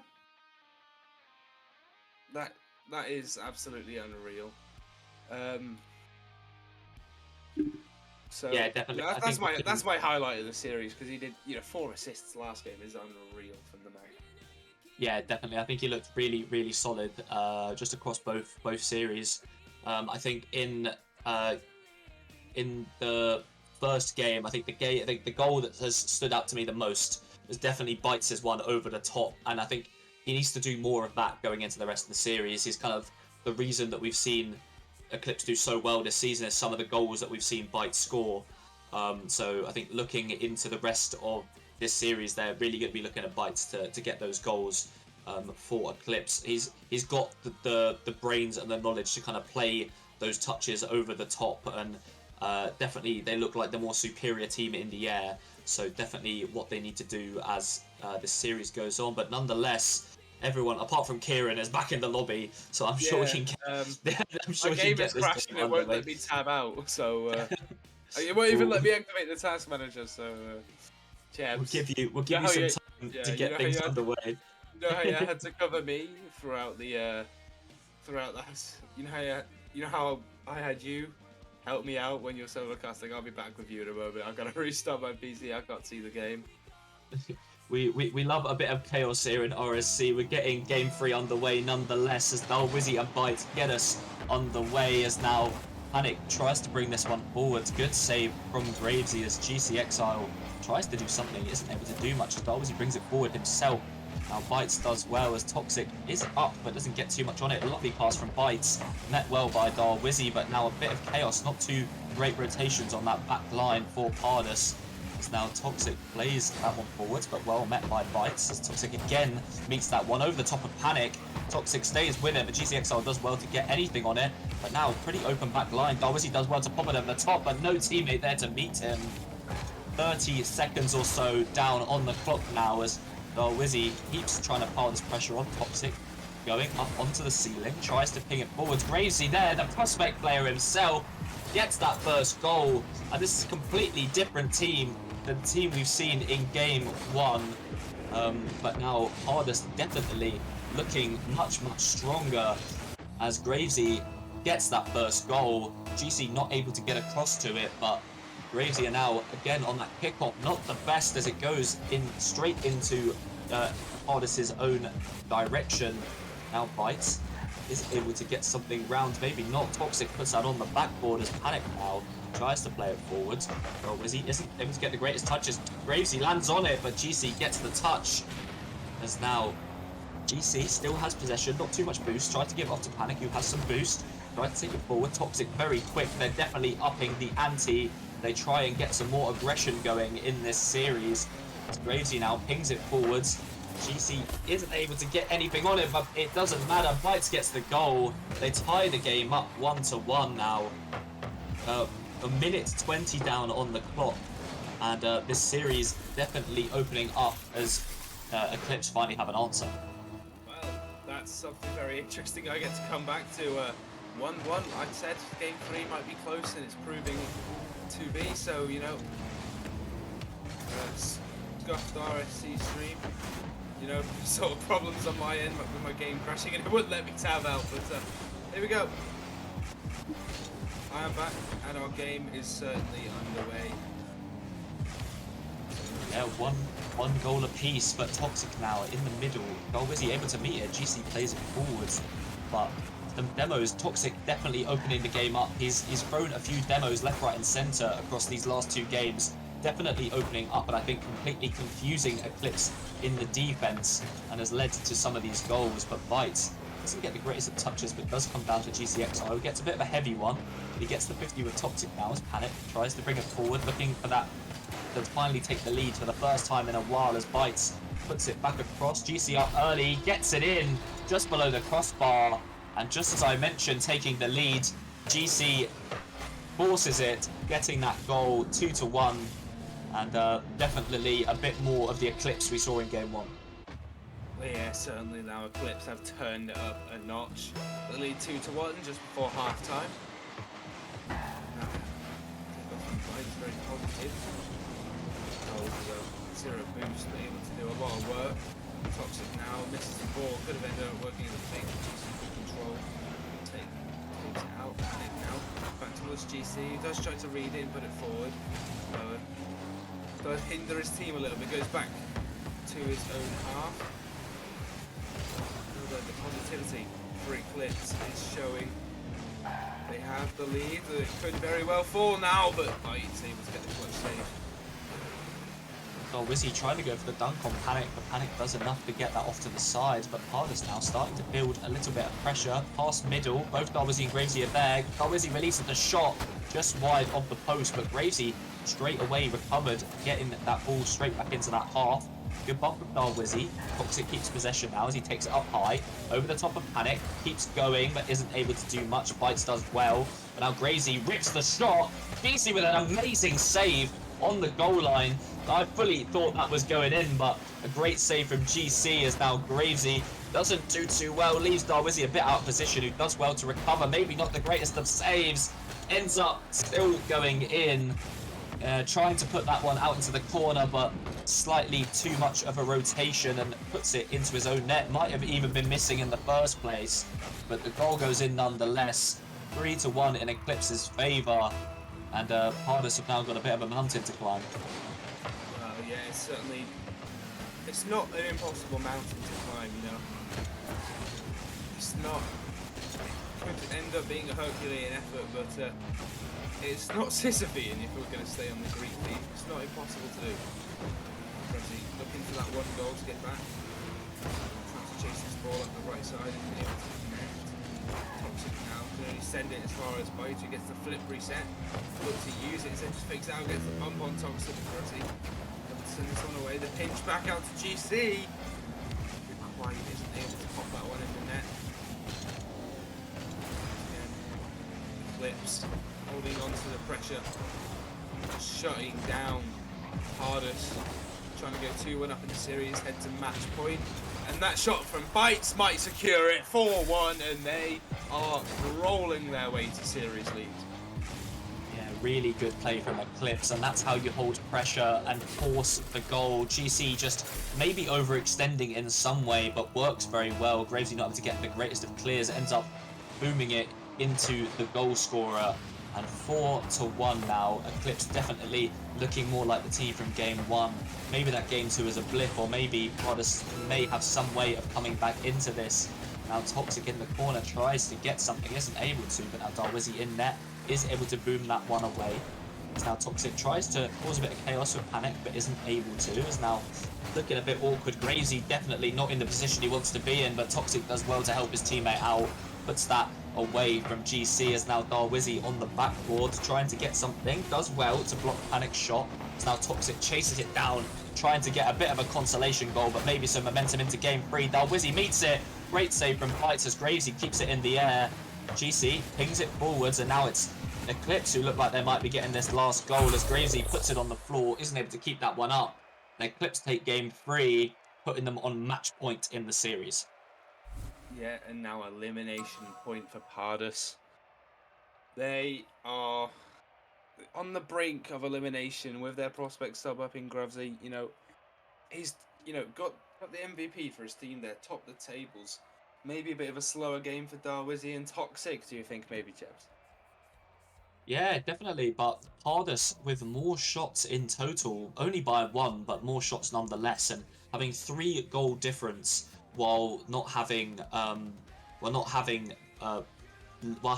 more shots is definitely a bit of a problem. But maybe it's the defense on Eclipse, or maybe it's just sad misses on Pardus's side. But nonetheless, Eclipse looking much stronger in that game, and Pardus have got something to answer for going into game 4. Yeah, there you go. I get my camera back on. I forgot that I would have been disconnected from the ninja. But here we go. We're back. My camera off screen. We're going to be focusing back on the players. We're going to Beckwith Park for the first time in their Challenger play-ins. Pardus and Eclipse have everything to fight for in this series. Eclipse looking to shut down this series 3-1. Otherwise, Pardus will take this to Game 5 on Champions Field. Only time will tell. 5 minutes on the clock. Here we go, chaps. Oh, Wizzy getting us off quick, tries to bring him forward, but Panic does well to meet him, and now Toxic a little bit awkward on the way back, but Gravesy does enough to keep that one away from the net. Really good start from Eclipse to get that instant pressure on. Panic tries to get the touch, just about whiffs it, and that was an opportunity for Eclipse to get it done, get that first goal here in Game 4. But Toxic does well, tries to keep that one away as Panic keeps piling the pressure on. Goes for the pinch, bites, puts it near the net, but not close enough. As now Pardus a little bit panicky in defense, looking a little bit problematic, but Gravesy tries to go for it, isn't going in, but does enough anyway, as now Bites pings that back towards the net. Gravesy a little bit awkward, again comes off the crossbar. These are 3, 4, 5 opportunities now that Eclipse could have put away, but I guess the post and the crossbar helping Pardus out, giving them some lifeline as we tick past the 1 minute mark, and the game is still equal. Pardus. Oh, the post, the favour after this series, and they get it again because it comes off the post out for Toxic and Pardus. Against the run of play, they only set a second shot in their game, whereas Eclipse have 5. Slot it into the bottom left, and they have the lead. I've mentioned it already in this series. It's definitely their 4th man. We saw it in their first series, and now multiple times in their second series. But the post helping Pardus out nonetheless as Darwizzy plays it down the line. Toxic tries to get something on it, not able to do too much. They keep a little bit of pressure on. Bites now has possession, but Darwizzy cancels it out. As Panic bangs it forward, tries to follow up, not too much boost, but does get a touch. Toxic meets him early. Now Darwizzy waiting for it, but Bites doesn't care about the weight as Gravesy gets the 50, keeps it away. Pardus keep their lead. And Eclipse definitely look like there's something coming. Toxic with his signature Musty isn't able to do enough of it. But definitely causing a bit of problems in Eclipse's back line as Pardus still trying to steam forward, looking for that second goal. Wizzy puts it middle into Toxic, who gets the touch, puts it towards that corner. It is saved away by GCXR as now Gravesy pings it forward. Another demo coming in from Toxic. And they put another shot near target. Bites and GC actually double committing on it, but maybe not that problematic as another bump comes in from Toxic as he pings it forward yet again. And there's a lot of small problems coming out on that back line from Eclipse, but somehow they're holding strong and not conceding that second goal. Yeah, and doubling up on that lead could be a huge thing in the series because I don't think anyone's come back from a 2-goal deficit so far. The Bites wants to tie this one up. Toxic's not going to have any of it. Look to beat GC on the ball. I think he's run out of boost, a bit awkward though. Is he now up for this? Gravesy left last on the back line, backwards, out of boost. Bites is going to waterfall down for his teammate possibly, but Toxic is able to get around GC. Gravesy possibly get this one cleared. Bites actually has time, but he just messes it up a little bit. Gives Pardus some space. Gravesy smart, able to get round 2 defenders. Still no goal to come, but the clock's still in their favour. 2 minutes remaining, they have the lead. They don't have to go 2 up in order to win this game. This isn't volleyball, but this could be their opportunity. Bit awkward for Eclipse, but no follow-up from Pardus, and that really was the opportunity. Oh, this one's going to go in. Darwizzy, cheeky shot off the side of his car, pops this one in, and that 2-goal lead is here. Yeah, lovely finish from Darwizzy. GC expecting him to miss maybe as he gets just in front of him and pops it over the top. They double their lead to 2, and again, it's a complete switch-ups game by game as now Pardus looking very strong, holding that defense well and capitalizing on mistakes, which is, as I mentioned, what I was talking about with them just before this series is what they need to do, and they're executing the game plan perfectly. As now a shot comes in from Bites, well saved by Gravesy as Toxic tries to stay with it. Gravesy again in that corner, bit of panic in that corner, but not able to get too much in Eclipse's favour as Bites goes over the top, tries to get it on target. GC piling in, but again, well played away by Gravesy as Darwizzy tries to get it forward. Good 50 by Gravesy. Now Darwizzy on that sidewall, tries to get a touch, isn't able to as GC Exile pops it towards that Pardus net, but not able to get it on target. Gravesy maybe throwing him off as now it goes up high. GC able to pile that one in off the crossbar. And the 1 goal back in their 2 goal deficit. They halved that deficit, and 47 seconds. Eclipse are looking for that equaliser. But yeah, Eclipse will be absolutely hunting throughout the final 47 seconds to send this one to overtime. But we go back to the kickoff. Gravesy on it, loses it. This one's just going to go straight in, and the equaliser will come for Eclipse. And in a game that they really would have wanted to win, to send this game to game 5. The 50 doesn't go their way, and Pardus are put back to level pegging. 44 seconds remain in regulation. What will they do to just have a chance of going to game 5? Because otherwise I see this being wrapped up in a 3-1. Some of game 1 leaking here into game 4 as now Panic pings it forward. Bites looking to take the lead, almost gets up and above it. We see the mechanics coming in, but sadly not enough as Panic now, maybe not with the touch he wanted. Gravesy maybe accidentally getting that demo as Darwizzy does well enough to get back and clear that one away. 20 seconds now on the clock.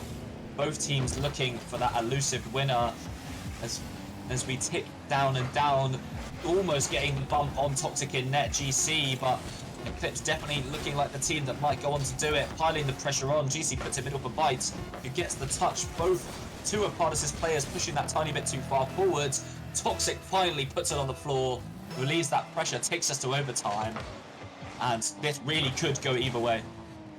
Yeah, there you go. Both of these teams searching for that golden goal. One for survival, one for success and moving on to Sunday. Just time and space boost as well. Up, to the left wall. It does bounce up, the GC reads it well. Gets to 50 off the ceiling. But smart play from Toxic just to slow down, fakes out one. Is able to put on the backboard, but no follow-up to come. Darwizzy in the corner, a bit awkward. Panic's going to take this up and over, and Darwizzy though able to clear this once again. Darwizzy will chase after this, collects a mid-boost. Right, so off the corner, gets around him, is bumped off the ball however. Toxic, 50 into the midfield. Panic will be the first 2. This Gravesy gets another demo on Bite. These could become crucial. In overtime such as this shot on net from Panic. Saved away by Darwizzy, and then Toxic is able to follow up again. Darwizzy, the man who's done so much for Pardus today, isn't able to put the shot on target. But the demos are absolutely coming through, and Eclipse can't seem to break through them. They can't mount enough of an attack. And if this keeps coming, their defense might just fall short as well. Maybe a counter-attack coming forward as Toxic picks up the 100 boost. Is it in the air? Goes for the flip reset. Does get it, but doesn't do too much with it. Panic gets the save as now Gravesy in that corner. Gets a good 50 against GC Exile. Opens up for Darwizzy, but good save again from GC as now Darwizzy tries to put it middle. Gravesy up to meet it. Does well to get it round Bites. Now Panic in that corner. Gets a bit of a heavy touch. Toxic there to capitalise on it. Tries to get it round 1. Pinches it, but doesn't end up trickling in as now Gravesy on that wall. Plays it down. Panic tries to get a touch again. Now it's completely flipped round as Pardus seem to have a bit of pressure as Toxic pings it onto that backboard. Gravesy goes up, maybe misreading it slightly. There's a bit of a team bump. Darwizzy's got to be careful as he brings it forwards. Tries to put it middle onto that backboard. GC meets it as we now tick past the 2-minute mark here in OT. As Darwizzy keeping that pressure, keeping that possession as he takes it forward, flicks it onto that backboard. It's coming down to Gravesy, puts the shot on target. Well saved by Bites.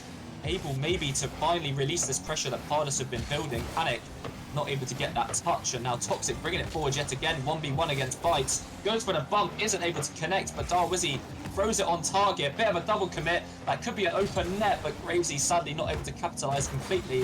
It goes down. Darwizzy goes for the shot, and it comes off the crossbar.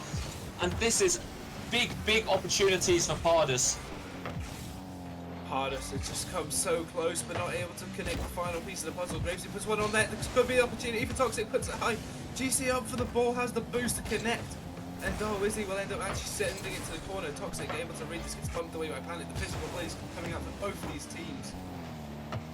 Oh, this is just intense games. You know, it's probably the first Challenger series I've been really excited for all season. fights. 3-minute mark at OT. This clear out to the corner. Still, Hardest having the better half of the pressure, but when they've been put on the counter attack, they don't look too comfortable. So they're going to have to score at some point, because otherwise their defense might become very much exploited. You can't get too comfortable. All the players in the blue half. And now jumps up for this ball, puts it around Gravesy. GC puts this one towards the net. Could he follow it up? Gets the dunk, but it's wide. And Chebs, this. You got to be stressing out, man. You're org as well. These are always the stressful moments as we tick past that 3.5 minute mark. Gravesy pings it forward yet again.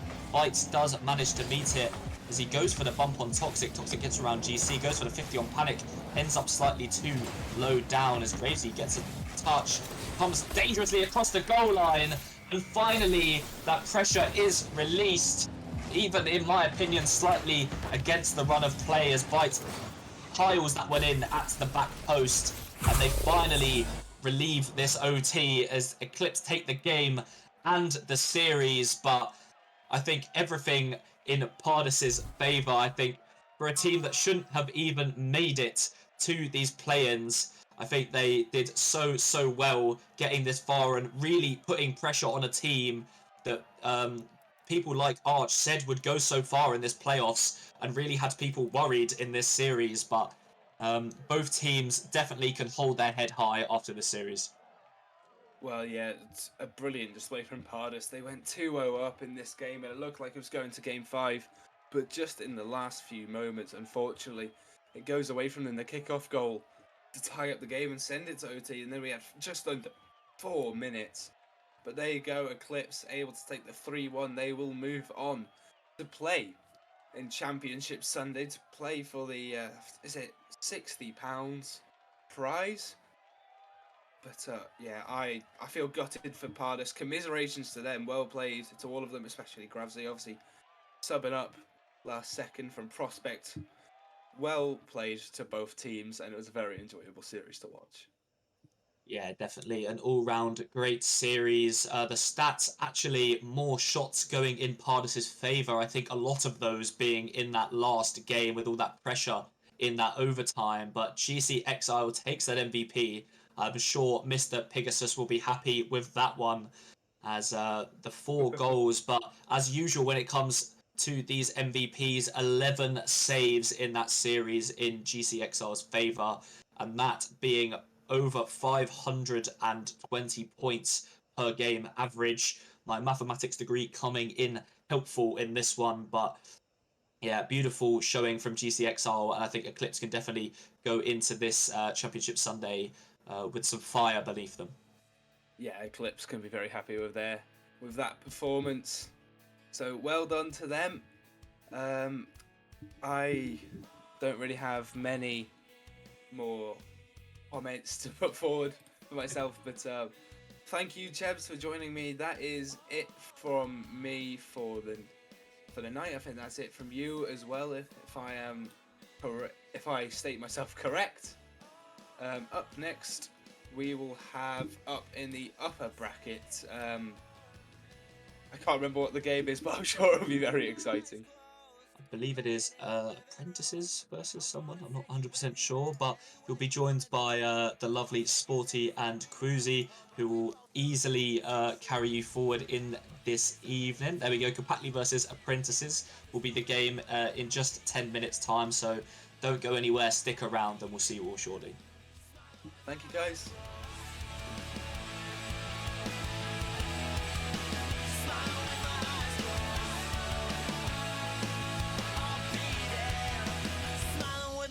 Closed.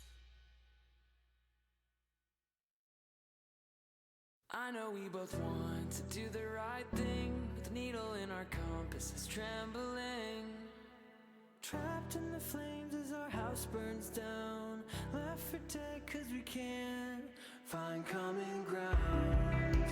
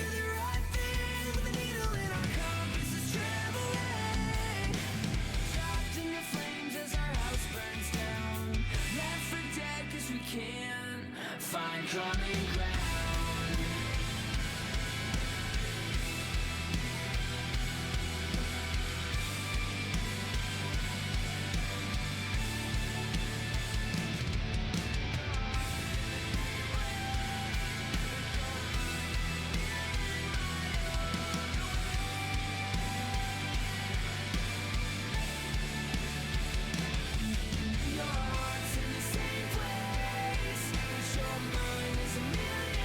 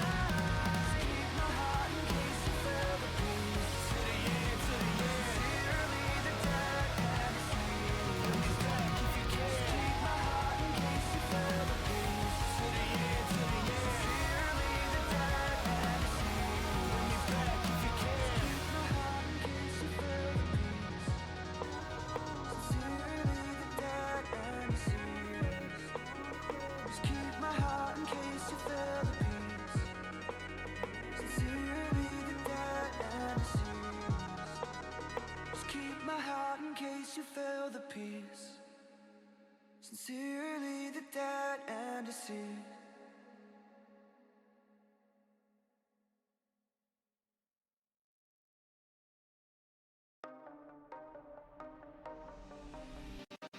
Open your eyes and it'll make it easier to fight through the dark times, the dark times. Hold the light and it'll make it easier to shine through the dark times, the dark times.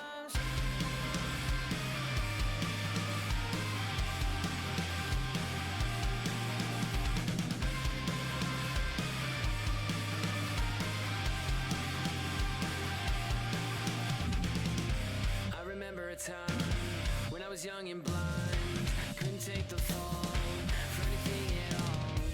I blamed it on everybody else,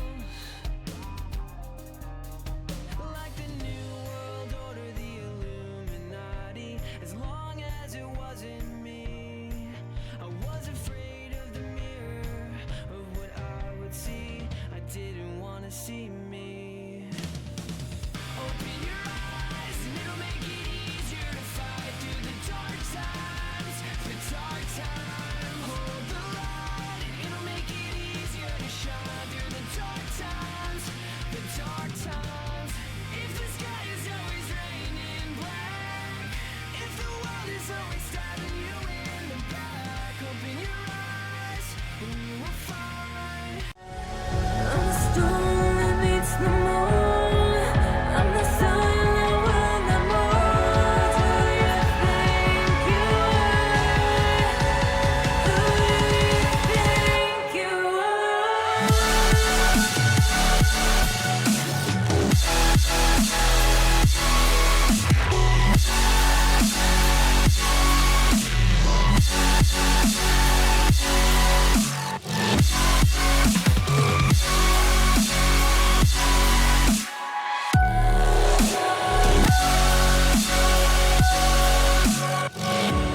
Welcome back, everybody, to the last game of this evening. It's an exciting game, and luckily enough, I'm not here alone. I'm here together with Sporty.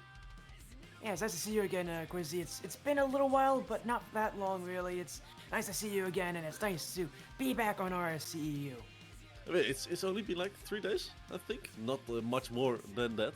But we are gonna kick off another challenger game here. We're gonna start at the top of this team. We're gonna go keep it Kali. I am really bad with this. I'm gonna give this to you with the names. I can't. Capoxley and Apprentices. I know, yeah, I know. You've struggled with names, but I promise you, we know who's playing. It's Capoxley of Azteca and Apprentices of Forga. Again, these teams kind of at that upper part, they can go to the upper bracket where they win here again, that second seeded Capoxley and the third seeded Forga, both of different divisions, so they again get to face off against each other in this one. But so far, as you can see, I mean, you know, there's only a 6-win difference between these teams. It's really that close, and well, sure, that might seem like a lot. Reminder, these teams have played 72 games this season, so 6 games really isn't that much in comparison. It really isn't indeed. And if you look at the goals scored, if we go to the player stats in a little bit, you will see why there are so many goals. But 180 goals on one side and 235 on the opposite side. That's a massive difference. It is, and that's one of the reasons why this Capoxley team has been, you know, this much better. Again, that 6-game difference, it's, you know, they have to make it somehow, and it's through those goal scoring statistics. They're a very top tier kind of scoring team. In fact, they have a lot of players who have accolades for that scoring, or well, I would say a lot of people, but really, Capoxley, actually, it's only 2 players that you really have to focus on. It's Loifless, who is number 4 in goal scoring, and Ped, who is number 10. Loifless is also number 1 in assists for the division, so again, if there's anybody that you really should focus on, it would be Loifless on Azteca Capoxley. But on the Apprentices side, I know that beforehand, Quizzy, we were talking about one of their players. And Noloran, 75 goals on his own as well. 72% goal participation. That is insane. So those are 2 players that are really gonna jump out of the picture. And if they don't, it's definitely gonna affect their team.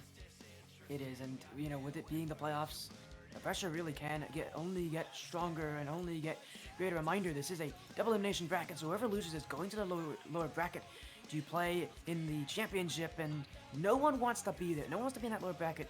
Start off your championship run, because you only make things tougher. So if you have to play more matches, and that means more chances to lose, and in that position, more chances to be out of the tournament. So a win here would be a huge, huge pile of momentum for them. Okay, but we are gonna head on to the predictions as we were a little bit late, so we're gonna do this a little bit quicker. I'm actually gonna start off with you because I'm introducing this. So what do you expect of this match? What do you think the score is gonna be? You're gonna base your prediction off of mine. How nice. But yeah, I actually do think. Again, I usually vote with favorites, especially in playoff situations like this, because it is so tough to predict teams on how they win. So usually, the favorites are the ones to take it. I think it's gonna be Cavaxley, and with their goal scoring difference, I said 55 goals, and well, that makes a lot of sense to me. Again, there's a lot. There's a huge goal margin, and I really think that goal difference can make such a difference. And well, I'm thinking it's going to be a 3-0 series. I really do think it could be a sweep. I'm gonna go with Apprentices. I think they're gonna win with a 3-1. It's gonna be a close series. It's gonna be a series with a lot of goals, with a lot of offensive power. I'm surely expecting a lot of Loivis and Olorin, but we just have to wait and see for that. What do you expect of both teams? How they're gonna play? Do you expect from me that they're really gonna go offensive as well? Or do you think they know their opponent can score a lot of goals, that they're gonna just be a little bit more laid back? Well, with it being a best of 5, really, for a lot of teams in the playoff, when it comes to getting into these situations, a lot of teams kind of tend to sit back, play a little more defensively, not let the pressure get to them as heavily, but, well, they're both off and they're both ready. Kipaxley versus Apprentices, we'll see how they start off, but again, I expect things to be a bit more defensive, at least for the start, but ramp up as the time goes on. Well, so both teams will start a little bit more defensive. You see that a lot within Rocket League, kind of getting used to the opponent. How are they gonna play? Where are their strengths? Are they gonna pass a lot? Or are they gonna go a lot for solo plays? You really need to adapt to that. That's what both teams are gonna do. That's what the first match is for. That's what this first match will be, and it being a best of 5, we are now going to be in a territory where someone has to win and someone has to lose, and the whole season building up to it with 72 games played between 4 separate players. You don't want to lose now. You don't want to be out here, and so many teams that come into the playoffs only to bomb out. Neither of these two want that to happen with their seasons have been so strong, but here comes a push. It's going to force it in, and Kapaxley, who have been the favorites on that stat sheet now, find one, and it's from the 10th highest goal scorer in the division. That just pushes that ball through into the net. There were 3 defenders on that ball, but no one could take pad off it. It's a really nice goal. We began with the side of Apprentices on the attack, but a good counter-attack made sure the opponent got the first goal. Out of there, Kapaxley needs to rely on those offensive strengths. It's really the only major difference I've seen from these teams, but Apprentices, they've got to be able to come back as a shot there, and it will go in. If you saw that number 10 on the stats board was impressive. Well, welcome in Worthless, the number 4 highest goal scorer in the league. It's a really nice shot right into the side of the net. Well placed. That's already Kapaxley taking a good advantage of the Apprentices. With only 1 minute and 10 played, and already 2 goals for them. It's a great start for Kapaxley, really showing what their offense is made of. Apprentices haven't been able to break out just yet. Andre will get that one, but you can see Ped hunting now another one in front. Looking for more chances are Kapaxley. That one wide, but in comes Ped. And Andre will keep it out. Apprentices holding on, but only by a thread. Only 1 shot on their side compared to the 5 so far. Kapaxley. Kapaxley, I mean, they don't look like they're stopping anytime soon. Andre, ball to the side with some offensive pressure now. That's what he's making sure there is. Can he get it to the middle? Sadly enough, just couldn't do that. Nolorin with the ball forward to the backboard. Second try, but it just misses the ball. Still a shot for Andre. Puts it low, but puts it wide as well. There was a good offensive bit of the side from Apprentices, but sadly enough, they didn't make it count. It was a good chance, and it was really their first chance of this series, but they've got to make more. You don't win series off of, getting some opportunities. No, you win off series by creating your own opportunities. As Kapaxley holds another one, but a great save on the back line by Toxo. Now Andre misses it. Here he comes, one more chance there. Flipper said, going for it, but he didn't get the final touch. And that's what prevented that from becoming goal number 3. I think he actually got a double flipper set there. It looked like a score. And a second flipper set in there. Sadly enough, he couldn't score it because it would have been a really nice goal. This ball drops in front of the net with a demo from the side of Kapaxley. The ball's in front of the net, but Nolorin with the save. Yeah, they're just hunting so close to that goal line, so close to that Apprentices backline. And Apprentices have not been able to push them back in a game of tug of war. It would be Kaboxley who would be throwing Apprentices into the mud. Apprentices need to find some form of response, some answer. You can't keep playing this way and expect it to work for you, because in the playoffs, especially when it comes to starting off series well, which is a lot of times how the series, kind of ends as well. It ends well if you can start well. Offense really is that difference maker. I think, and I've said it before, defense wins championships, but offense can really start a series. And right now, Kapoxley are definitely in full control of the offense here. Alright, trying to put it forward. So gotta go up. Give his opponent. Good pass to Andre, sadly enough. It doesn't connect. Ball's in the middle right now for no one. Lucino goes for a shot. A little touch there, but Nolleran with an amazing save. It's a great stop there as Lucino looking for that one as Ped will up on Nolleran. Another one pitched across. It's maybe a chance here for Lucino. Ped moving back. Taxo winning the ball. At this point for this Apprentices team, they're running out of boost. They've been stuck back for a very long time, and it's tough for them to get boost mostly because they have to use it so quickly, not because they're struggling at actually getting to it. It's because they have to make save after save, play after play. But here's a chance for Nolan! And that one, how did Kincaid get there? A triple tap attempt, and somehow Kapoxley keep the net clean. I thought that was surely him, but somehow he manages to save this. Lucino tries to get it in the middle. Ben is there with another shot, but it just goes high. Nolleran can't connect to this one. Lucino with another shot. But they can't get it on badly enough. What an offense have we seen? No, Kapoxley, I'm surprised they haven't scored more here. As that one's open. There we go. Maybe I spoke a little too soon about that. They get a third goal, and it's Ped's second as well. He's only had 3 shots in this game, which you might think is a lot of shots. It's actually not that much compared to Lucino, who has 8. So for Kapoxley, again, they have so many chances. It's 13 shots to 2. You can really tell the difference that these teams have when it comes to offense. It is night and day. It's an interesting match, surely. The side of Apprentices throwing everything forward to get that first goal. But sadly enough, they couldn't, and then you don't have any boost left, so you can't defend. And that made sure the third goal would fall in as well. It's now time for the Apprentices to think of a new strategy to get into this match.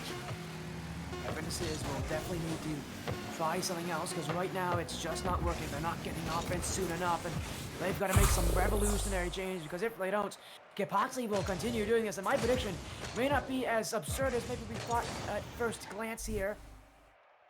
We'll see what they can do for Apprentices. Again, their defense held strong, 10 saves from the team, but only 2 shots on offense. And really, the issue is, how can they convert what they've done so well on defense to what they can do up on the other side of the field? You can't get too far ahead of yourself, Sporty. Not already calling a 3-0 sweep. It's only game 1. They've just met each other. They still need to get used to each other. Everything can happen in this game. Because basically the score was only 2-0, but Apprentices had to push. And then there's a big chance you concede or they make a goal. They conceded a goal, which wasn't the thing they wanted, but it's the thing which happened. But it's definitely not over for them. They have a lot of chances to still get back. They do, and I wouldn't be surprised if Apprentices find those chances in the next game. So often, we've seen teams who struggle in game 1, struggle to get things on the road, get their wheels on the ground, and then in game 2, they figure it out, they find their way back in. And so that's why, again, there's a lot of 3-1 wins that end off that way, because there's some teams who maybe just start slow, start a bit sluggish, and then coming into game 2, they make that change. We'll see if Apprentices are one of those teams here tonight. But we go into game 2. Right back in it. It was a strong performance from Kapoxley, who put up just unbelievable amounts of offense. Now they need to show that they can recreate that. Apprentices need to show they actually still have life in this series. Well, instantly on the side of the Apprentices, not looking good for them, but Andre with good block there. Lucino with a shot, but another great block there in defense. But already this pressure doesn't bode well for them. It doesn't. It's a lot of early attacks from Kapoxley who look like they're just going to recreate what they wanted to do in game 1. It's Apprentices who are trying to push out, but the issue of pushing like that is that it does leave your rotations quite awkward. That's a great pass, and Ped's got in the way. Andre couldn't get that final shot as Kapoxley. And another great display of defense here. These teams have done well to keep the ball out of their net, especially with how scary some of these opportunities have been. Okay, taking control of this ball. The Apprentices member misses the ball. Good flick into the net. Easy goal, you would say, and so it is. Kincaid puts the first one in. And what's so funny about it is it's so similar to how Ped scored the first goal last game. Just by his own weight of the car, his power of his touch, he forces it through the last defender on that front post. And that could be the start of great things here for Kapaxli. 1-0 lead once again, and now it's even quicker than last time. It's gonna be a difficult one for Apprentices to come back. But they can surely do it. They have a lot of time left for it. They just need to get out of all this pressure. They've been under it constantly. They really need to maybe fix up their rotations, get better rotations in the back, less chaos. That's the way you can win. But actually, I couldn't really tell you what they are really doing wrong. Yeah, I mean, so far it just feels like they're just getting outplayed here by a Kapaxli team who just wants it more, who's more hungry for those goals, who's more hungry for the wins as Locino stopped by Nollerin. Now Kincaid looking for another one in field, and Kapaxli really the only thing that I haven't seen from them that I think could really help them out here, especially with how far back Apprentices are playing. Are some demos, are some maybe more reliance on counterattacks trying to pull those defenders out. If they can excel in that, this game, and I think this series as an extension, will be over. Andre putting it up to the wall, but Ped is already really close. The speed of the side Kapaxli is 10 times higher than of Apprentices. That's what them gives this heads up on them. So Apprentices just need to be quicker, because then you can save it. But now you can't. Ped puts another one in, his third one of the game, and Kincaid with another assist. Just a really good pass from Kincaid. Drops it right down there for Ped, and that could not have been placed much better. And really, again, just so much reliance on these shooters. And what makes it so scary is the fact that both Ped and Locino are both really strong in that shooting statistic. It means that for so many teams at this level, you know, they might have one really strong shooter. That makes things easy to recognize, but right now, Kincaid and Ped are just doing it so well. We're only just past 2 minutes in, and it's 3 goals for Kapaxli, matching what they did last game. I already thought you were gonna get a little bit ahead of yourself, but now I kind of have to believe you. 3-0 within a little bit more. 2 minutes isn't the thing I expected of this match, but it's looking to go that way. The side of Kapaxli has just way more control over their own team and over their opponent's team. Apprentices are just swimming in the river, can't control anything. They can't leave in situations where they're stuck. They're getting, you know, punished for it as well. They cannot break out easily here, and be a lot of the same things here for Apprentices if they can't find something new. And again, the shots grossly in favor of Kapaxli. 8-1 in Kapaxli's favor. Locino, flip reset, looking for the pass to Ped. Now trying to put one in, Nollerin. Kincaid, it's looking for the back wall, Toxo, dunked in front. Locino wants to make it 4. Kapaxli want to not just be what they did last game, but surpass it by a huge margin again. And half of the shots they had last game, they have the same number of goals, and now just looking for even more as Kincaid in field. Ped won't be there, and I think Ped wouldn't be there, but Kapaxli again relying on these passes between Ped and Kincaid to really let the offense kind of do what it needs to do. The side of Kapaxli already has 7 shots in this game, and the side of Apprentices only have 1 shot of Nollerin. You can't win matches with those statistics, which is a shame, but it is the reality for this game. They just need to be more on their offensive half, need to get out of the defense, need to find a way to surpass this pressure, but they just can't, and they keep failing under it. This is another big miss. Does it get punished? It luckily enough doesn't. Yeah, I think luckily enough could be a lot of what has really saved Apprentices at least for this game for so long. The fact that it's only 3 goals is not that bad, as here comes Nollerin. And Apprentices finally get one past Kapaxli, but with only about a minute left, things are still going to be tough for them. But there is still hope. This is actually quite a difficult shot to pull off, but Nollerin does it. Of course, he's had 47 goals, or 74 goals for a reason, and he shows it right here. He's an amazing striker, can find an angle out of nowhere, but he needs to do it 2 more times. He can get it, but he's missed that one completely on Locino. Slow things down, and I think that's what Kapaxli now trying to do. They're changing up that playstyle just a little bit. Instead of trying to score here, they're looking just to keep the ball away. Slow down the Apprentices, no matter how hard the Apprentices will try to take the ball back, and just to waste that time here, because they've actually got a little comeback. Can happen as it's open, and Ped's going to put it in. I thought he was going to miss at it for a moment, but Kapaxli will add another one to their tally, and this one really does hurt for the Apprentices side. Andre trusted a little bit too much in his team and already pushed up forward, But his teammate didn't touch the ball. If you push forward with all 3 players, you have quite some trouble. It was shown exactly here. A good goal with capitalization from the side of Compactly on that little mistake from the side of Apprentices. We'll see if maybe more can be created as Lushino. Stop there from Toxo. Kincaid to Ped. Maybe a pass in front back to Kincaid. He's got one on. And Andre will hold the back post. But again, Gabakli are still searching. It's as if they can't get enough goals. It's as if their hunger can't be satiated. Because they always seem to want more.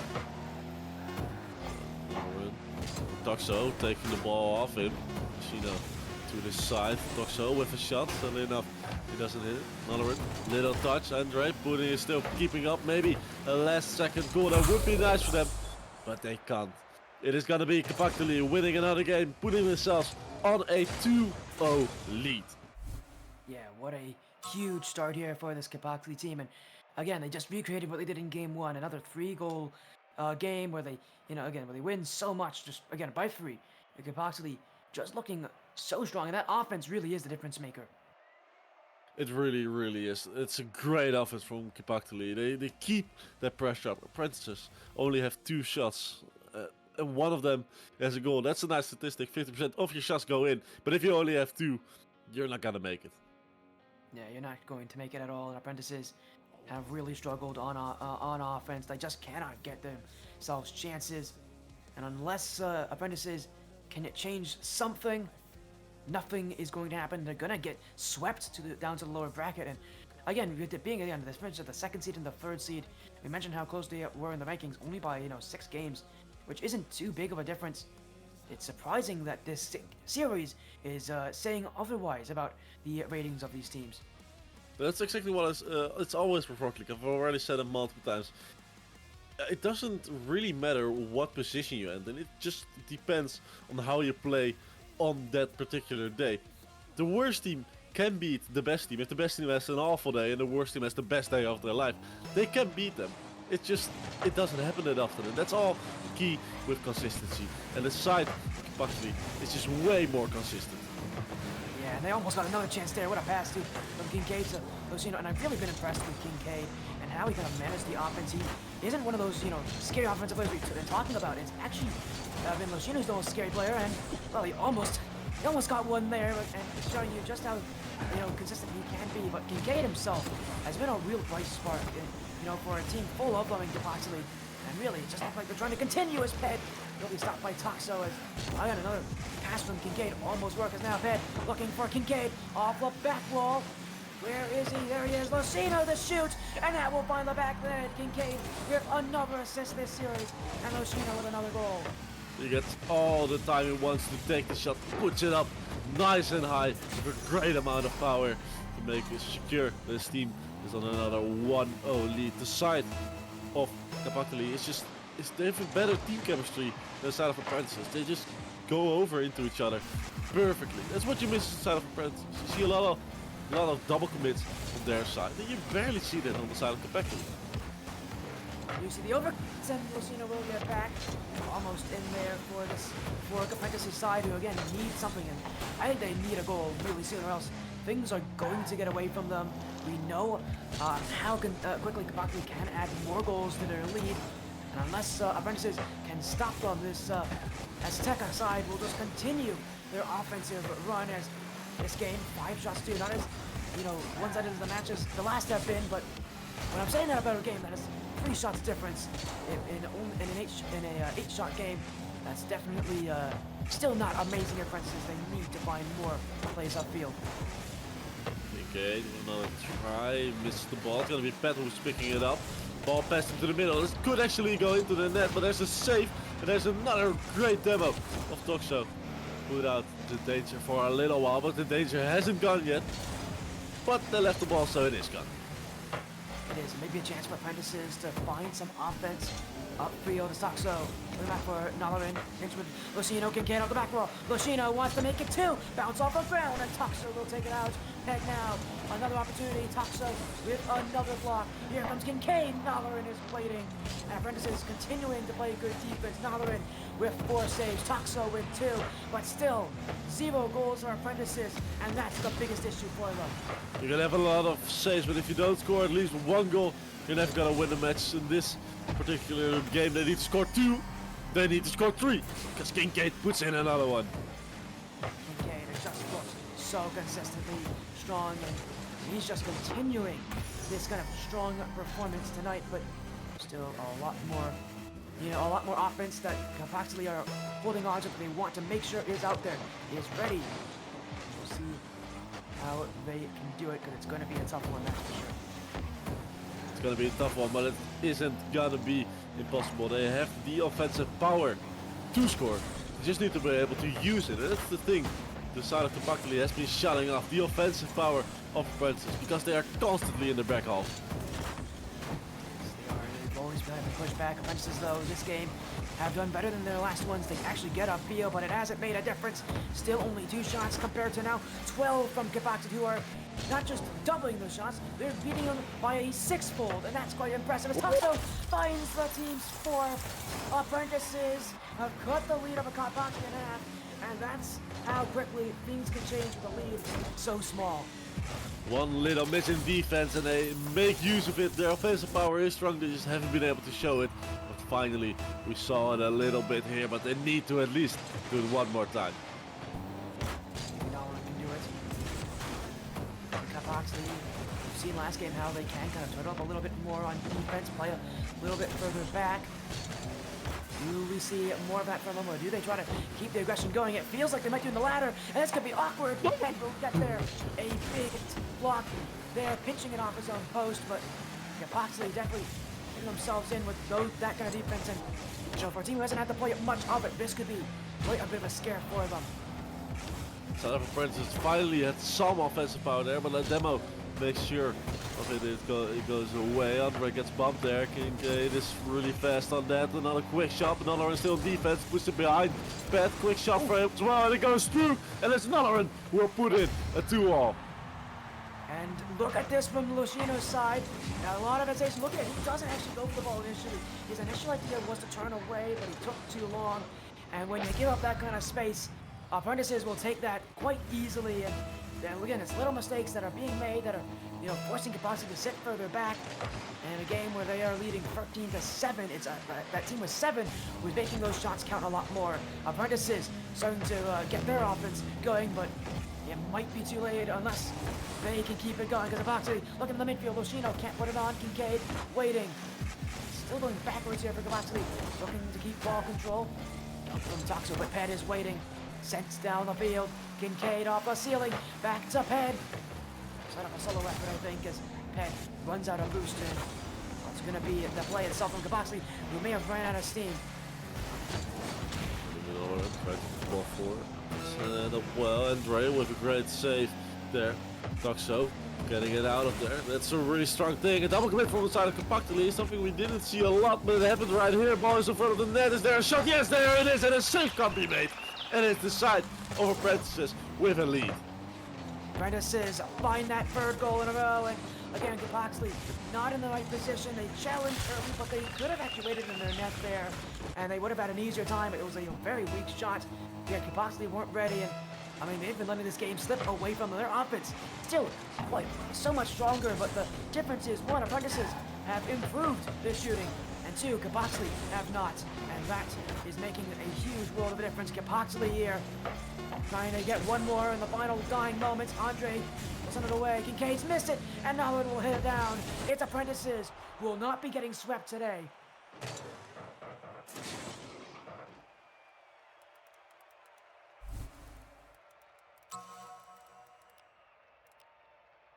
As you there?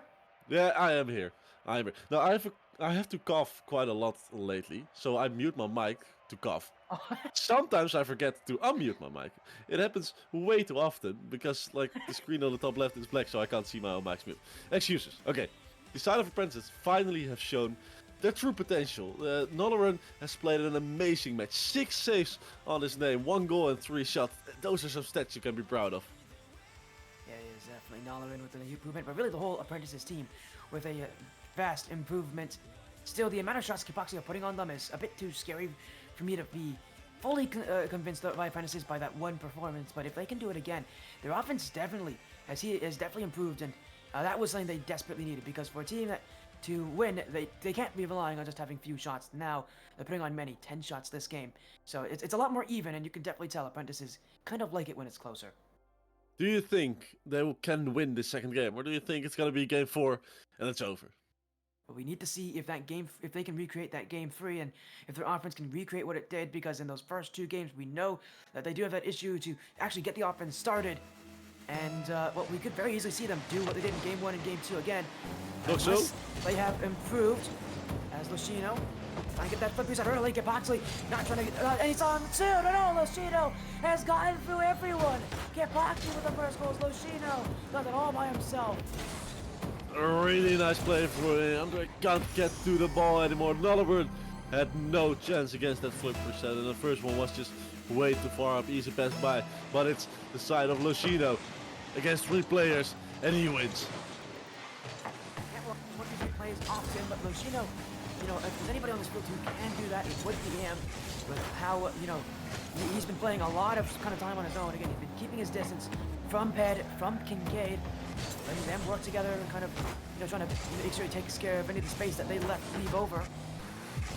Foxley again relied a lot on Lushino's abilities, just kind of control the play himself, as now Noloran, here's a chance the other way, off the crossbar, now bounced in front, talks to the follow-up, Ped will keep it out, and Kipoxy will send that one away, but already Apprentices not slowing down on the offense anytime soon.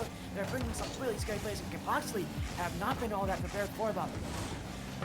Noloran trying to push on target there. Andre still putting on the pressure. It's the side of Apprentices who now has to roll. 1 counter attack could be enough for the side of Kipoxy. It's a good save from Noloran, but he has to make another one. He goes below this one, but Pet can't get the angle. You can tell the stress that is on this Apprentices side, but the fact that again they have so little boost so quickly. This Kipoxy team stresses the importance of keeping that ball up, forcing them to challenge, forcing them to have to make multiple challenges in quick succession so they can't go for the boost. It's Kincaid in the midfield. Valorant will use what he has to get that one out. Now Lushino step ahead, and a big miss there, and Kipoxy. I feel like they're starting to get a bit more nervous in this series. I mean, they looked quite calm in those last couple of games, but this one, maybe the realization of how Apprentices are improving, maybe they're starting to feel a bit uneasy. I mean, you don't want to lose a 2-0 lead with games, and then you also have a 2-0 lead in the last game itself. The opponent gets back to a 3-2-all and a 3-2, and you don't want to lose that series then, but again, it's Andre putting one in to make it a draw. And Ped needs to make that touch. It's a tough one to make, but at this level, it's expected in the playoffs, and the pressure maybe just got to him there, because that one is very easy. It's one of the most classic, tried and true methods of scoring a goal. Test the team's back wall defense. If they can't make it, put it in. And that's what they do there, but a response from Kipoxy maybe brewing, but again, their offense just feels a bit distant. They haven't been able to get chances in, but the Apprentices having scored, we know that once they get a goal, their offense can really get things going. And now they have, with half the game left to go, this could really be a disaster for Kipoxy unless they can turn this one around. Oh, it's a good shot, but another save. Noloran and Andre putting the ball forward. It's a quick shot, not an easy one to save. Also, just a touch here with the ball. Can he do something else with it? No, he can't. It's Lushino taking it out of him. Pat with shot to the backboard. This could be dangerous, but once again, it's Noloran in between. Yeah, but this one should be open. Toxo should put it in, and he will. And that, well, that shot from Kincaid wasn't poorly placed. It was poorly made. As that touch, I mean, I think he was looking to hit it upfield again, but what he did is he hit it straight into in front of his net, and with nobody behind him. That's about as easy as things can get here for the Apprentices side.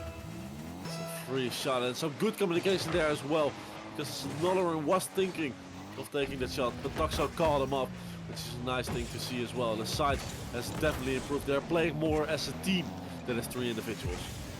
Pad looking for Lushino. That one blocking Cave with a follow.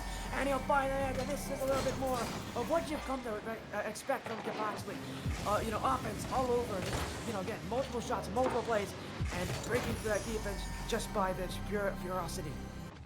It's a nice shot of him. The pressure, the side of Apprentices couldn't handle the pressure, so eventually they failed underneath it. It's gonna be up to everyone now. 2-all score, 2 minutes left on the clock as well. A lot of twos, but there's only one team who can make it a 3.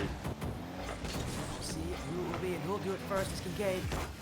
Go for the corner. Now that the momentum has come back for Kapaxley, they're looking to continue the offense, but they can't reach too far. They have been susceptible to overcommits. 2 back plays in the midfield, leaving one player back who can't make a touch. Again, have to be more careful because what we're seeing from the Apprentices side could be a huge changes. Oh, Lucino almost got that under Andre, but just couldn't do it. Now Ped, the midfield. Nollerin, Lucino with Nollerin. Now maybe looking across. Toxo, pinch with Lucino. Andre challenged by Ped, and now he's got a dribble. It will be Andre who'll get out. It will be Andre who's going to look to see if he can get offense here for the Apprentices. And Kapaxley, they don't want it to happen. They don't want them to get a feel, but the more that this Apprentice side team will try, the more they're going to get chances to down to the back wall. Lucino doesn't have it, and that's going to be it. Nollerin will take it. Another back wall miss, and this one even more disastrous than the first. It's a 3-2 lead for the side of the Apprentices. Really good goal. Nice ball from Andre to the backboard, and Nollerin is right there to finish it off. It's gonna be a really exciting game from now on. A lot of scariness when it comes to what this team can do as Ped. Lucino. Oh, what a drop down. Kincaid. He can't put it on. Ped waiting in the backfield. He doesn't have that one. It will be Andre. Look for the clear now. Ped. Gonna use everything he has just to get that ball upfield, and again that stress showing as good stop from Lucino, who's coming in time, but they can't have defense now. They need offense, and they need chances to Kapaxley sent down the field, but can they get the ball? The answer is yes. Lucino trying to get it in. Half a minute left to score that 1 goal to get this into an overtime, but the side of Francis isn't looking to lose a little bit on defense. All people are back trying to put this goal on lockdown. Until now, they are succeeding at it. Pat with a last chance. It's Toxo who's really much faster. Nollerin puts the ball on target. One last time, gonna make another goal. Kincaid makes sure it doesn't go in for the 4th time. Lucino tries to put it forward. Pat picks it up. Has the control, but the ball gets dunked. And it's Apprentices that win game 4. A change around here.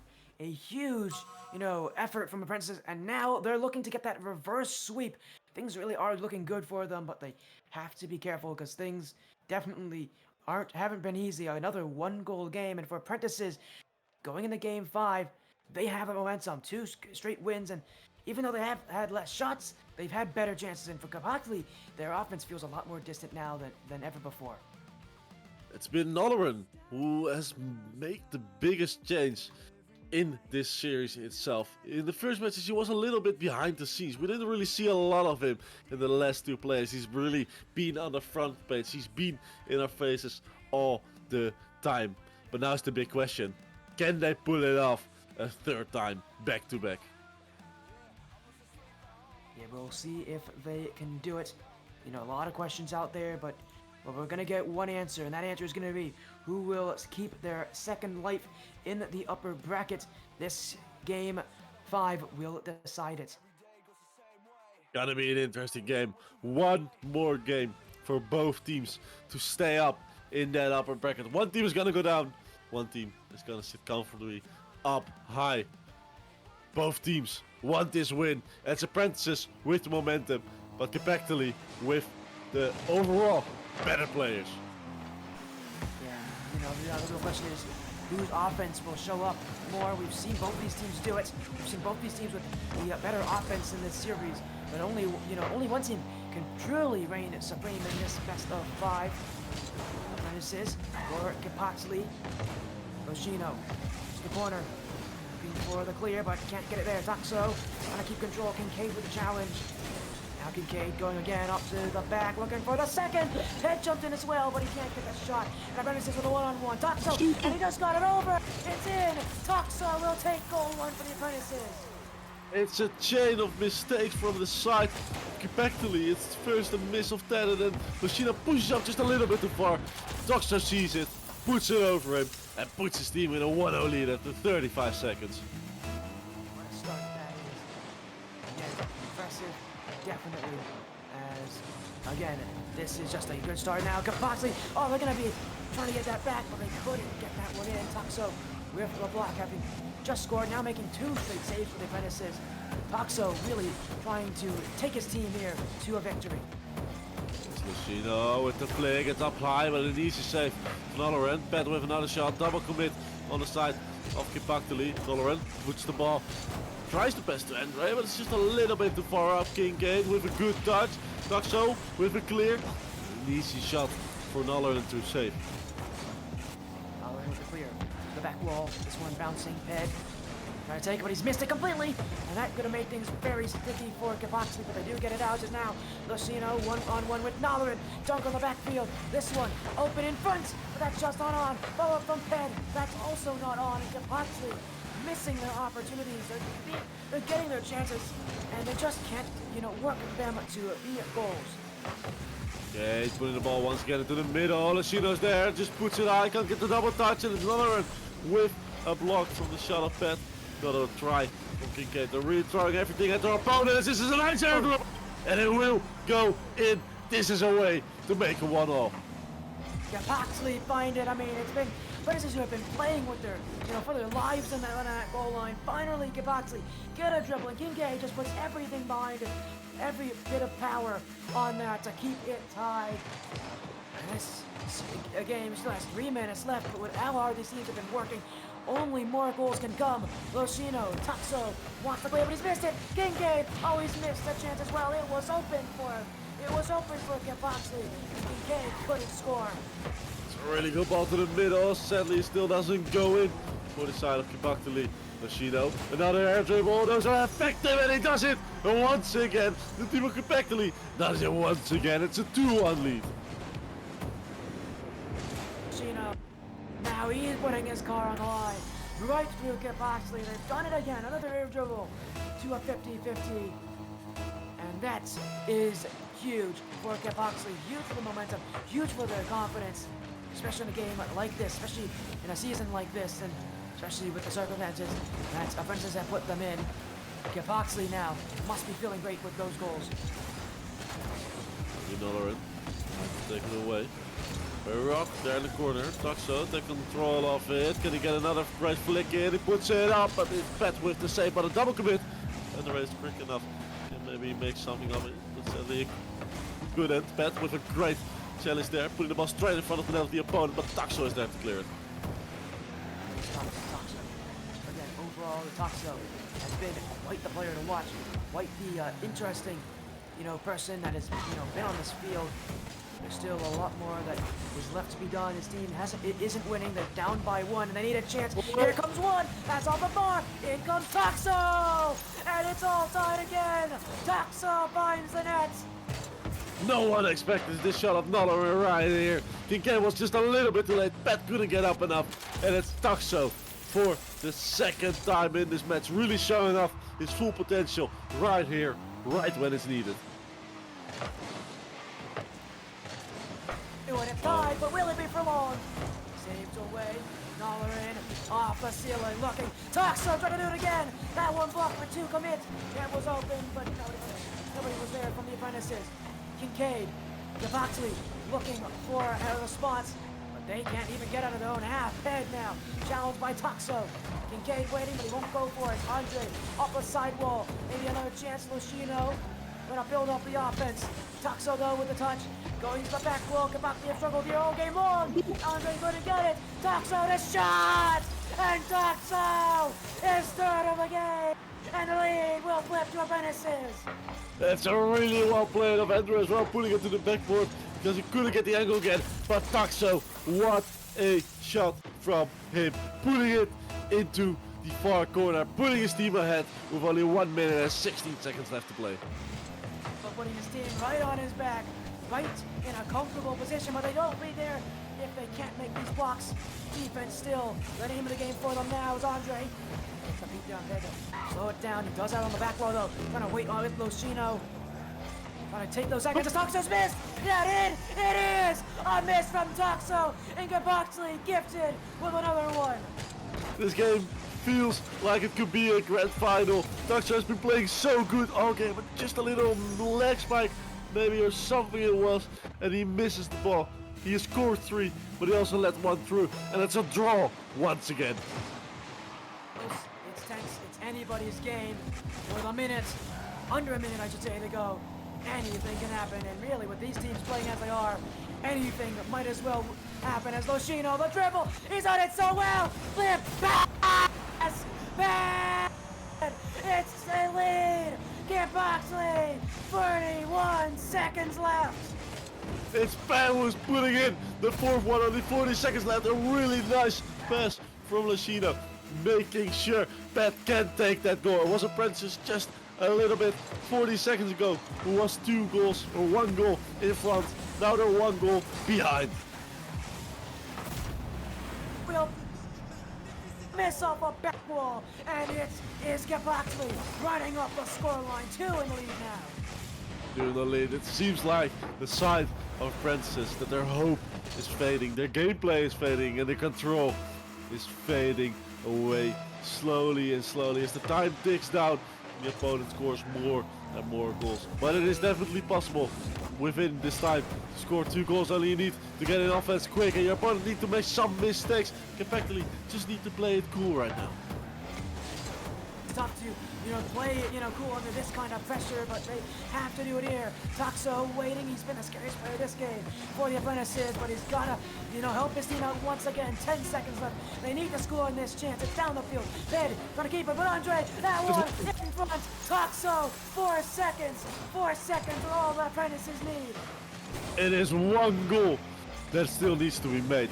And there's 4 seconds left on the clock, but the question is, can they have a good kickoff? It all comes down to this moment, who wins the match, or if it's gonna end in an overtime. Ball goes back to the goal first. Doloran has some boost in the tank, will put it forward. Kincaid is up. Is there a teammate below his ball who can shoot? Here is. Can he put it in? No, he doesn't. The ball doesn't reach the net. There was only 1 second they needed, 1 more bounce they needed, but it wasn't enough. The side of Kapakali has won this series, and what an insane one has it been, Sporty. Almost got there, but here came a game 5, one of the most exciting games I've seen in a very long time, and Boxley are able to take it at last. What a tough performance though, because Apprentices really made them earn that one. Sure, those first 2 games were one-sided, but every game since then was a 1-goal difference, and Boxley were able to be just that little bit better. Okay, we just need to take a little bit of a breather. At first, the first 2 games, we thought, this might end in a 3-0 win for the side of Kapakali. The side of the Apprentices, they're really not in their game. They can't perform. What are they gonna do about it? 3-0 sweep isn't the thing you want to start off with. But then they somehow managed to get back, and then that game 5 was absolutely insane. It was. What a game 5 that was. It was just that close, and really, again, I know that's kind of what Rocket League's made of. It's made of those incredible games. Out of 1,000 games, you may not see one like this ever again. And again, what a time to have it. What a time to, have a game like this as, again, a huge performance. Again, congratulations to Boxley, but really, Apprentices, good on them for keeping it this close. They really did fight back so well. They really have done it well. They pushed back till the last second. They were also a goal behind, but 1 little mistake off the side of Apprentices. Of Toxo, who has had such a great match. 3 goals. It was really his match to take it home. I was also in the middle of the match. I was going to say, I don't know if he's going to be the MVP of the series, but he's definitely going to be the MVP of this last match. But 1 little mistake messes it all up, and they can't win it, sadly enough. But it's been a hell of a lot of fun watching this game. It has been. It's been an exciting matchup. It's been an exciting, series, and well, again, it can only, again, if this is just the start of the playoffs, who knows what the end of it will be like, and really, I can't wait for that to happen. I really can't wait for that to happen as well. But for that to happen, we need to go a little bit into the future. But first, we need to end off this stream. It has been a pleasure, Sporty, casting this match, which was absolutely insane. We will be back tomorrow, if I'm right, at 8 p.m. Please correct me right now if I'm saying it wrong, but it should be 8 p.m. when we're live again with the next matches. So we will see you all back again tomorrow. I'm a storm.